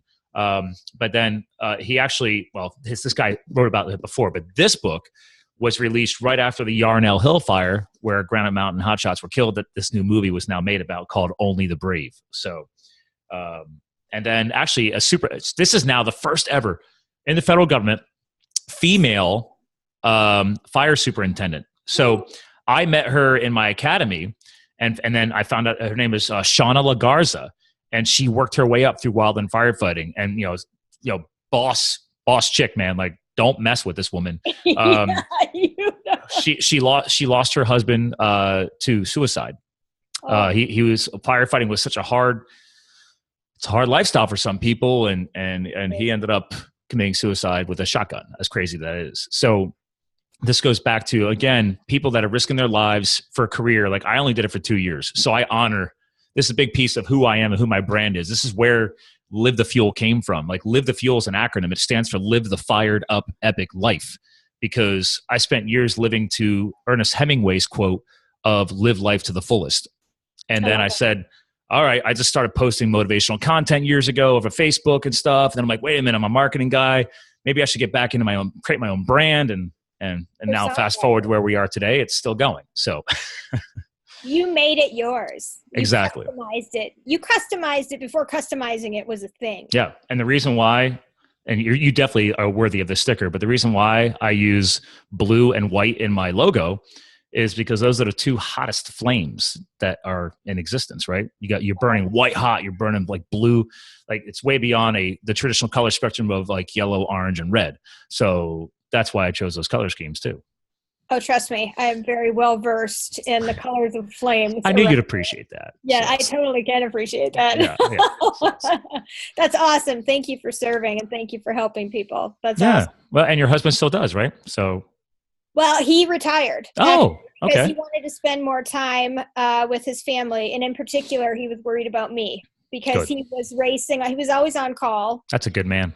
Yeah, he is a good man. So he chose to spend time with the family and to make sure, because he would leave, whenever there's an emergency, a city emergency, he had to go. Yeah. If we lost power for 6 or 8 hours, he's gone doing his thing. So if you can't move around that easily, it's right. like, right. Yeah. And you got a family, and that's a big move, and that's not an easy decision. So kudos for you two building that kind of strength in your relationship, and him willing to make those sacrifices. I truly believe that all these things happen for a reason. Like I wasn't sure if I was going to stay, like I hated the corporate world. So I wasn't sure if I was going to stay a firefighter the rest of my life, but I did the 2 years. I earned my belt buckle, and I was like, all right, well, what's next? Right. Like this isn't fully clicking. It was a life-changing experience, but I knew that I was meant for more. So absolutely. Answer that call. Yeah. And not to say that firefighting is not more, believe me. I joke around now. I'm like, I don't think I was man enough to continue doing it, man. Cause it's like, that's a serious commitment. It is a legit hard lifestyle. It is. So. It is very grueling, and you don't know what you're going to encounter. When you're a city firefighter, that encompasses emergencies, medical emergencies too. So you're going to see people dying. You're going to see children dying. I mean, that's one thing I did not have to deal with, and that's some of that psychological impact stuff. Absolutely. I might see a burned possum or something, in the wildlands, it was really just us keep protecting each other and our fellow crew members while we're out there, like from falling trees and stuff like that. Like I was a sawyer. I was, cutting down trees on fire and stuff like that. It was cool, but we just had to worry about keeping each other safe. We weren't coming across, injured people or dead bodies or anything like that. Those are city firefighters. That's a whole different level of impressive career choices. It's crazy. I'm so grateful that he served, and he was a sergeant in the Army too, and he deployed and all these things. And I'm so grateful that he did those things. And here's my dog. Hey, puppy. I've kept Calvin locked out, so he's he was probably getting tortured by our new Roomba. So I don't know if I have. Oh, do you have a Roomba? We now do, as of Christmas. Oh, I'm so jealous. I don't know if I set it to run at 12 o'clock because normally I'm not here, like I'm gone. So I think it's been running the whole time we were in here. So I didn't hear him freak out at all because I don't know if he doesn't like vacuums. So no, they don't like that. I'm guessing the Roomba's okay. So I wouldn't know. Well, another time I'll tell you a story about a Roomba, and maybe you heard this story. A gentleman was training his puppy to ride it. No, like potty training him. In the middle of the night, the puppy had an accident, and the Roomba rolled over it, and it sprayed liquefied puppy shit. Oh, And it was awful. I mean, it was. Oh, did they video that? Actually, it went kind of viral because he wrote the company and was like, hey, I've got this shit-caked Roomba, and I tried to like give it a bath in the bathtub, and then I killed it. And the company was like, we feel so bad for you. Here's a free one. Oh, that's awesome. You cannot literally make this shit up. No, you can't. That's what this whole show has been about, right? Truth and transparency.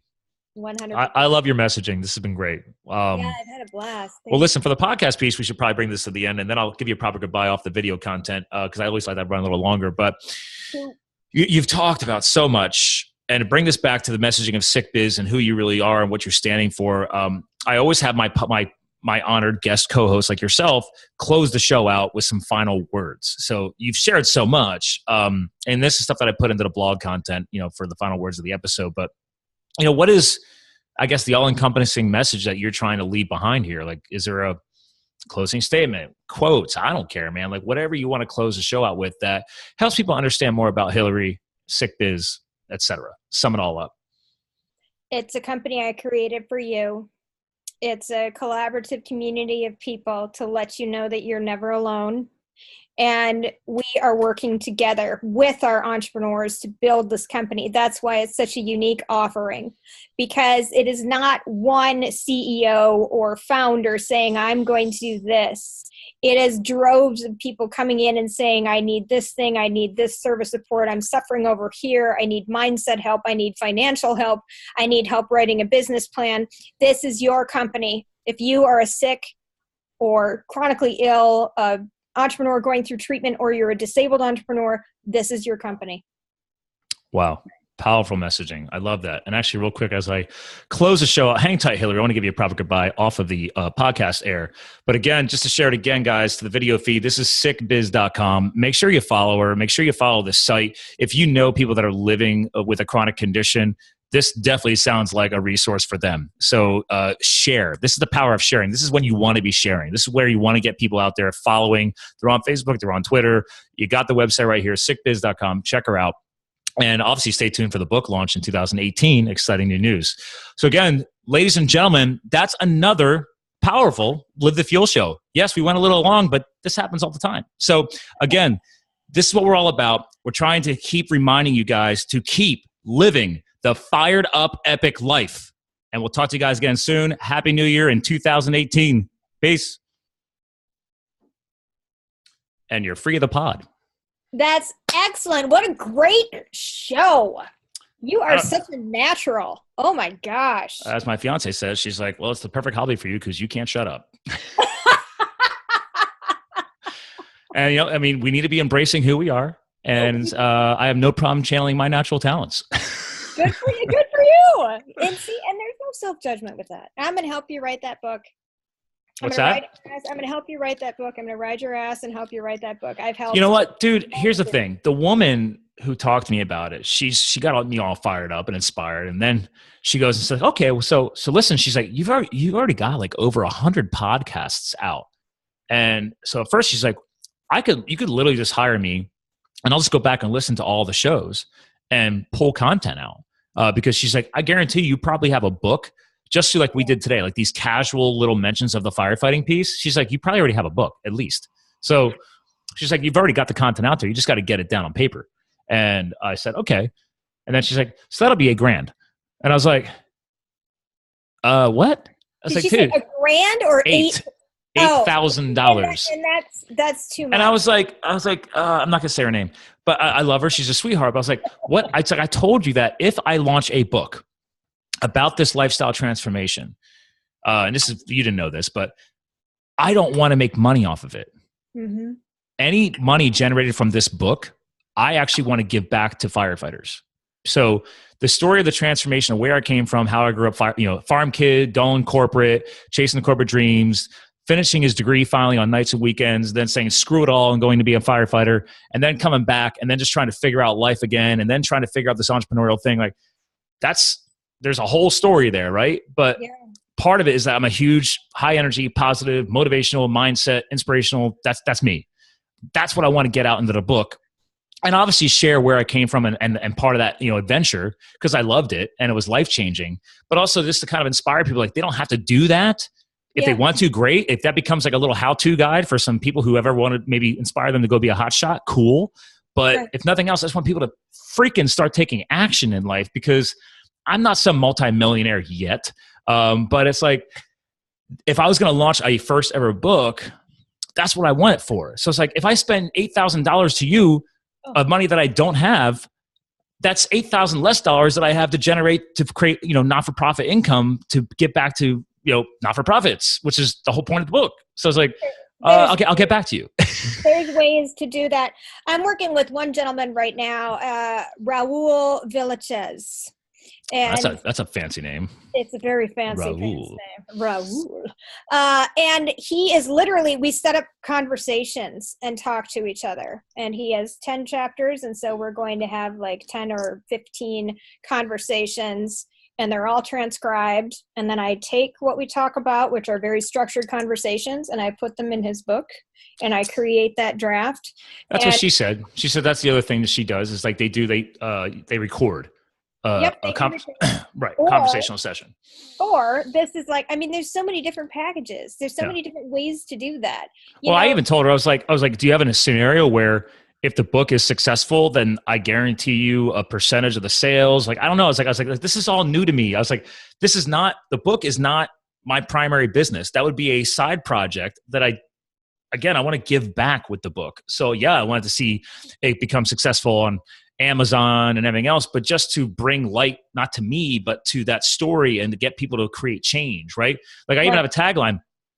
When I started Googling and researching what the hell wildland firefighting was, only because I briefly had a short-term 2-3 month romance with a girl who was moving back to Nevada, who was going to become a female hotshot. Like literally that's in the story. And like literally her name is Shasta, and she was named after Mount Shasta in California. Like her parents were total. Amazing. And her sister's name is Mount Denali. Not Mount Denali, but her sister's name is Denali after the Alaskan mountain. I'm like, okay, your parents had to have been hippies. But like just the girl was so cool, so laid back, different lifestyle. Like now she's a professional masseuse. She's married, got kids, but like, dude, like meet somebody from the hardcore East Coast, driven, successful, blah, blah, blah, blah, blah. And then I meet somebody like that, and it just flips my switch. And then I can't stop thinking about it the whole time I'm finishing my marketing degree on nights and weekends as an adult student, still trying to build a future in the corporate world, and then letting it all go. Like that's the shit that I want to get out there, because I know there's other people out there that may not have done the crazy shit that I did, but are in the same wavelength. Like, hey, you don't have to drop everything and go be a firefighter and risk your life. That's all a part of the story too. It's like, I know I stressed out my family and friends and everything else, and I might not have come back, right? The whole connection to the Granite Mountain hotshots, where 19 of the 20 guys were wiped out, it's, and that just I know the more I talk about it, I'm like, man, that probably would be a good book. There's going to be like ass book. I got love, I got action, I got stress, I got lifestyle change. I don't know, like I said, but anyway, I mentioned to her, I was like, I can't pay you $8,000. Number one. Number two, I was like, I told you it's going to be a nonprofit project. So if that means that I'm just going to put it off until I can justify paying $8,000 to have somebody freaking write the book, but then I want to sell it and like literally donate it, because I believe in the bigger message. Of like, I think let's be real, from a marketing standpoint, how powerful is it that I'm donating the proceeds to charity? It's fucking awesome. Absolutely. How many people do that? I don't know. Not many. No, it's true. And you need to use that as leverage, and your book is leverage now too. But also the book this year is what the business card was. Check out it's my first article on Entrepreneur that was just published last month. Oh, you're on Entrepreneur too. You're definitely a writer. See, this is it. I'm not the writer. I'm a talker. So. But see, that's okay. You're a talker. And so then we craft that message. And that's even better, because that is your genuine brand voice coming out. Oh, yeah. So there's all kinds of different ways to get you. Like, you have spoken a book nearly in this hour and a half or whatever it's been. Well, because I'll never forget it. That's granted, there's other stories to be told that aren't like always at the forefront of my brain, but it's, I'm sure there's more out there. What you said, you're on entrepreneur.com? Yes. What's the name of the article? Your book this year? to publishing your self-published book like a bestseller. Oh, nice. Actually, I could probably just Google your name, right? That'd probably be faster. Yeah. I love how everybody now, like everybody I bring on now, they've been published on Entrepreneur, they've been published on Huffington. People are like, when are you going to do that? I'm like, I'm not a writer. Okay. I'm a podcaster. That's it. So, you know, like I said, the book thing, like I'm not against. That's the other thing. Like people say you can't self-publish because it costs thousands of dollars. Like Vinny Tortorich, he launched. It's actually he's one of my inspirations for this show. Is listening to his show. He launched his podcast because his brand didn't exist online. Everybody knew him through word of mouth in Hollywood. He's old school. Like he's in his 50s. So he's like, dude. He's like, and then his story of surviving cancer and the story of the fitness world, because it's a best-selling book called Fitness Confidential, which is what his podcast is called.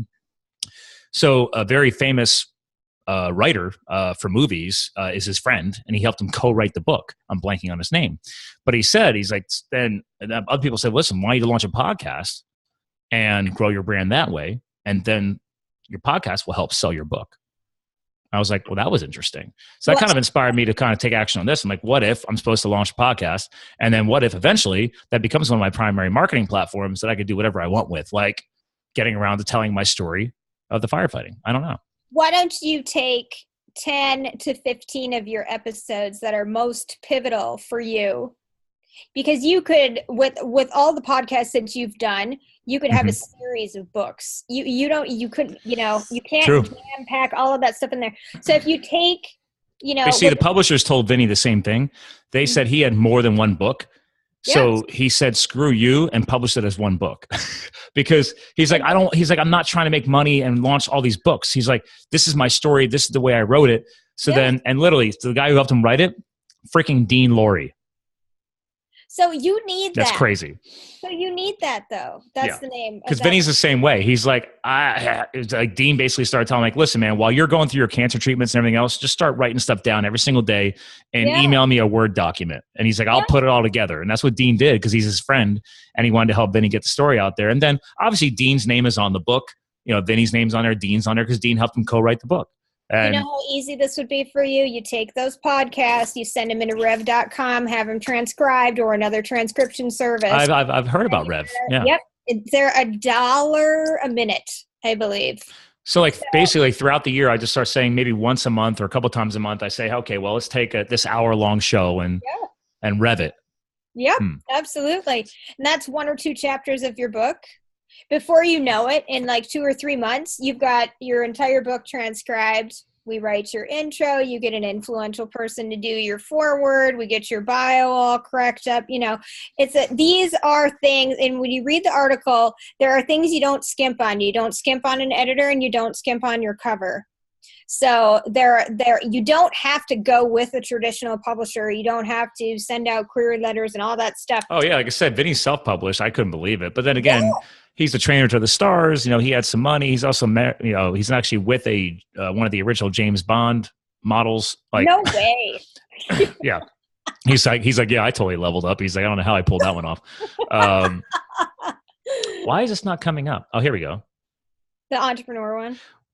Oh, it brought your 10 steps to self-publish your book like a bestseller. Yep. December 7th. That really was this month. It was. Okay. It took me 2 years to get into Entrepreneur. But you're in. 2 years. I finally hired a media gal because I didn't. She used to. She's a former editor at Entrepreneur. Okay. And, I needed to, because I was pitching them through their site. I even tried to friend their digital editor. And then I was like, hi, Peter. Like, I know him and everything. And he was like, okay, whatever, get out of here.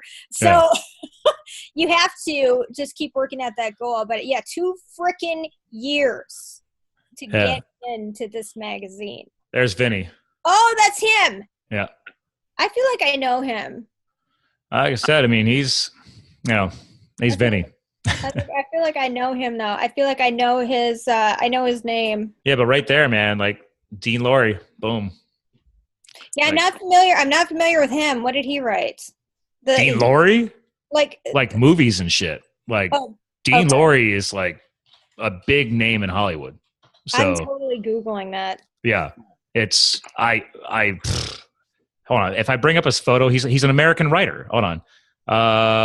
Projects include stuff like movies like Major Pain, Animal Crackers. I don't know Animal Crackers. My Wife and Kids, Arrested Development. Oh my God, really? The Crazy Ones, Those Who Can't, Powerless. Oh, iZombie. I think that was a newer thing. But everybody knows Arrested Development. So oh my God. Good writing on that show. Yeah.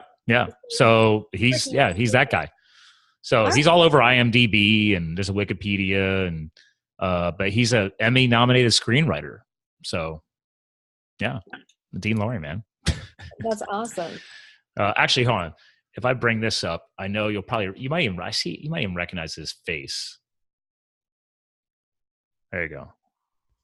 That's Dean Lorey. DeanLorey.com. Oh yeah, I totally have seen him. So, television, movies, books. Yeah. So I remember Major Pain. That was a funny ass movie. So that cracks my shit up. Yeah, Amelia, I've never gone to his website till now. So, but I just know obviously that Vinny's name dropped him like crazy. So, but Vinny will be a great person to get you guys connected with. Yeah, there's Fitness Confidential. So I guess he's worked on some other books too, but I don't know what the hell Monster Hunters are and other stuff. But oh yeah, that was a whole series. There you go. There's your series. I love it. He's into monsters. So I love it. That's fantastic. Yeah. So somebody else to study up on. But no, I love what you're doing. And I mean, yeah, I'm open to guidance. Like I said, it'd be interesting. I might just have to cheat and do the whole Rev thing and just not cheating. It's utilizing technology. It's leveraging technology. If you do it the old fashioned way, it's very intimidating. It's very daunting. You're word counting. You just have to come from this place of total lack of self-judgment. Whatever it is comes out. It's always better to over talk than under talk. Well, and admittedly, the Revs are going to do the whole episode, but it's not going to guarantee that we're going to use all that content, right? It's exactly. Exactly. It's a pick and choose. There's going to be some illegible pieces. Some of the best content I've gotten from my writers is when they're drunk. And it'll be, the transcription will be like, laughter or whatever. And then, slurred words and whatnot.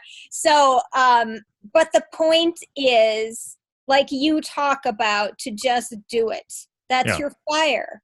You keep talking about it. You keep coming back to it. People keep mentioning it to you. These are ways to get these books done.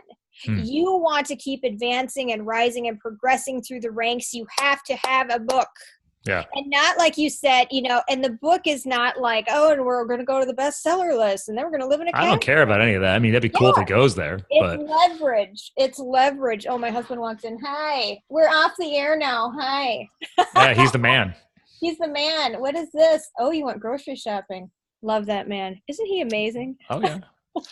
I do more grocery shopping than my fiance because she doesn't eat what I eat. So we don't either. Scott, I went for one thing and it cost me $306. Oh, I've been there. Yeah. I had those days when I was firefighting. I used to go out, like you go to the store, man, you're hungry and you're firefighting. Oh, dude, not good. You spend like half your check. You guys are samesies, firefighters. Samesies. Former. Both are former. Yep. Hot shots. He was a hot shot. I think I'm a hot shot. I think you're a hot shot too, honey. You are. Yes, there's the generic casual term, and then there's actually the paid job description version. Right. I will say it's easier to be like the casual description than the professional one because that was a lot of blood and sweat. So. That's amazing. You've got a story to tell. So let me know when you're ready to tell it. And well, I like the idea of just because I don't have to spend any money. I can just go back over all my episodes and pick out ones I think might be good for Rev. Yep. And just structure those in a way that makes sense. And maybe you're structuring them in the way where you're talking about business insights or lessons, or can you group some of them together? They're themed maybe. Well, the series is interesting because the article that I read, I Googled. Like there's very little when you Google hotshots, obviously until until the Grand Mountain hotshots passed away a couple of years ago. There wasn't a lot of Google. And now, anyway, back then I Googled hotshots. Sorry. Can you get that? No. Oh, that's okay. That's my son. Sorry about that. Sounds like a Google Voice number because I'm hearing it through the computer. Well, it's on the Mac. Yeah. It's on my fancy pants. Oh, that's the iPhone. I don't know, yeah. And I don't know how to turn it off. I just hit the volume down button on the iPhone, and it'll stop ringing. Yeah, well, it's not working, so there we go. Okay. That's okay. Well, anyway, the first thing that I read, it said, "So you want to be a hot shot," and I was like, "Man, that'd be a good title," because that was the first thing that I read that was actually like a about page on a U.S. Forest Service hotshot crew's website, saying, "Oh, you want to be." They were basically trying to push people away. They were doing the whole Navy SEAL thing where it's like, hey, here's just a small list of all the shit you're going to have to deal with. So check that out in the Library of Congress. Check that out. See if it's taken. Even if it is taken, you can definitely use it. But check it out. See if it's taken. That's a very good book title. I like that. I think it's gripping. I think it asks a question, so it immediately engages the reader. What's the Library of Congress? That's if somebody actually trademarked it or owned it. Yep.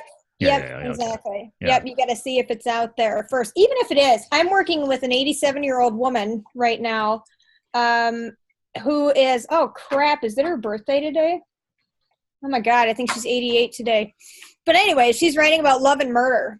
Okay. And the title of her book is Love is Murder. And I think like Agatha Christie or somebody already took that title. It doesn't matter. It doesn't matter if it's, if nobody owns the real estate. No. Like now, I just Googled it. I put that term in quotes. There's one or two things on YouTube, like literally people saying, oh, this is what my brother does. And they title, so you want to be a hot shot. And then somebody tried selling a t-shirt saying, so you want to be a hot shot on Amazon. Mm-hmm. And then there's a girl's blog. It just says girlhotshot.wordpress.com. So it's not even like a full blown site, but she titled her article, so you want to be a hotshot, ... you're an idiot. So you've got a job to do today, and so do I. I've got to buy my domain. Yes. You've got to register buy your name. Title. Okay. You've got to register that title. So we'll hold each other. You have to register. You got to register it through the Library of Congress. Yep. Okay. Yep. And then you get a beautiful letter that comes in the mail that says this is your registered title, and then you get to frame it, and then you get to feel like a hot shot. That could be the reminder inspiration sitting right next to my desk. Like, oh, you already registered it. That's how I do my websites, man. I buy all these domains up, and then if I end up launching a project, I'm like, well, you already own the domain. So just do it. Where do you, I've never actually used that site. Where do you register that? Is there a registration link? I'll have to send you a link. Yeah, I'm loading the site now. But I do have to hop off. Yep. I do have a call coming up, and I have my podcast today is I'm recapping 15 of the guests. So it's just me. So yesterday I had to like speed listen through everything and like pull out these tidbits. I'd love to have you on the show to talk to our entrepreneurs, talk to you more about your book, so we can connect offline too. Do you have a scheduler on your site, or you can literally you could do what you did for this. Like I've had people, if they don't have a scheduler, I'm like, just go back onto my site and book me as if I was coming on your show. But then, because I don't know your calendar, but I have my calendar linked on my website. So then people can because I've had people, they haven't gotten around to putting a scheduler in and everything else. I'm like, fine, then just use mine and just grab a slot. And then instead of me recording with you, I'm recording, or vice versa. So perfect. I'll do that. I'll do that. Absolutely. All right. Cool. I had so much fun. I'm glad you did. That's the whole goal. Like secretly, I'm like, I want people to have fun. I don't want boring people on the podcast. So. Oh my God, I had a blast. I love that you call it co-hosting too, because I felt like I was live with Jive. Like Venus flytraps. If you feel like you're being interviewed, it's a different mindset. So when I say, hey, you are literally a co-host for this show, I want everybody to feel like you and I are getting to know each other and hanging out, because I this year I've started bringing some co-hosts back on that I felt were great. And what if you end up coming back on? Like, okay, well, you should have some level of comfort already established. Absolutely. Yeah. Absolutely. Good. So, cool. Well, you know what? I think I'll flip that switch myself. Start bringing people on as co-hosts. It's a different type of energy and almost a permission. And if you're trying to help them grow their brand, right? Absolutely. I'm a marketing guy who has a podcast. Like I'm helping you grow your brand. You're an everything guy. You know what? You're like a rich, meaty stew. That's what you are. I like that. As Scott William Mulvaney is a very Irish bloodline, and we know our stews. So yeah. Well, there you go. You're an Irish stew. My husband is over there laughing and rolling his eyes. I think he injured himself. Well, he probably did not get to hear all the cheese that we had earlier. So. Oh my God. There was so much Colby and Gruyere and Munster, and it was just I'm a cheeseaholic. So. Oh yeah, so is my fiance. So. Okay. Well, all right. All right, that's my son again. All right, we'll catch up. All right, thanks, Scott. Have a great New Year. You too. Take care.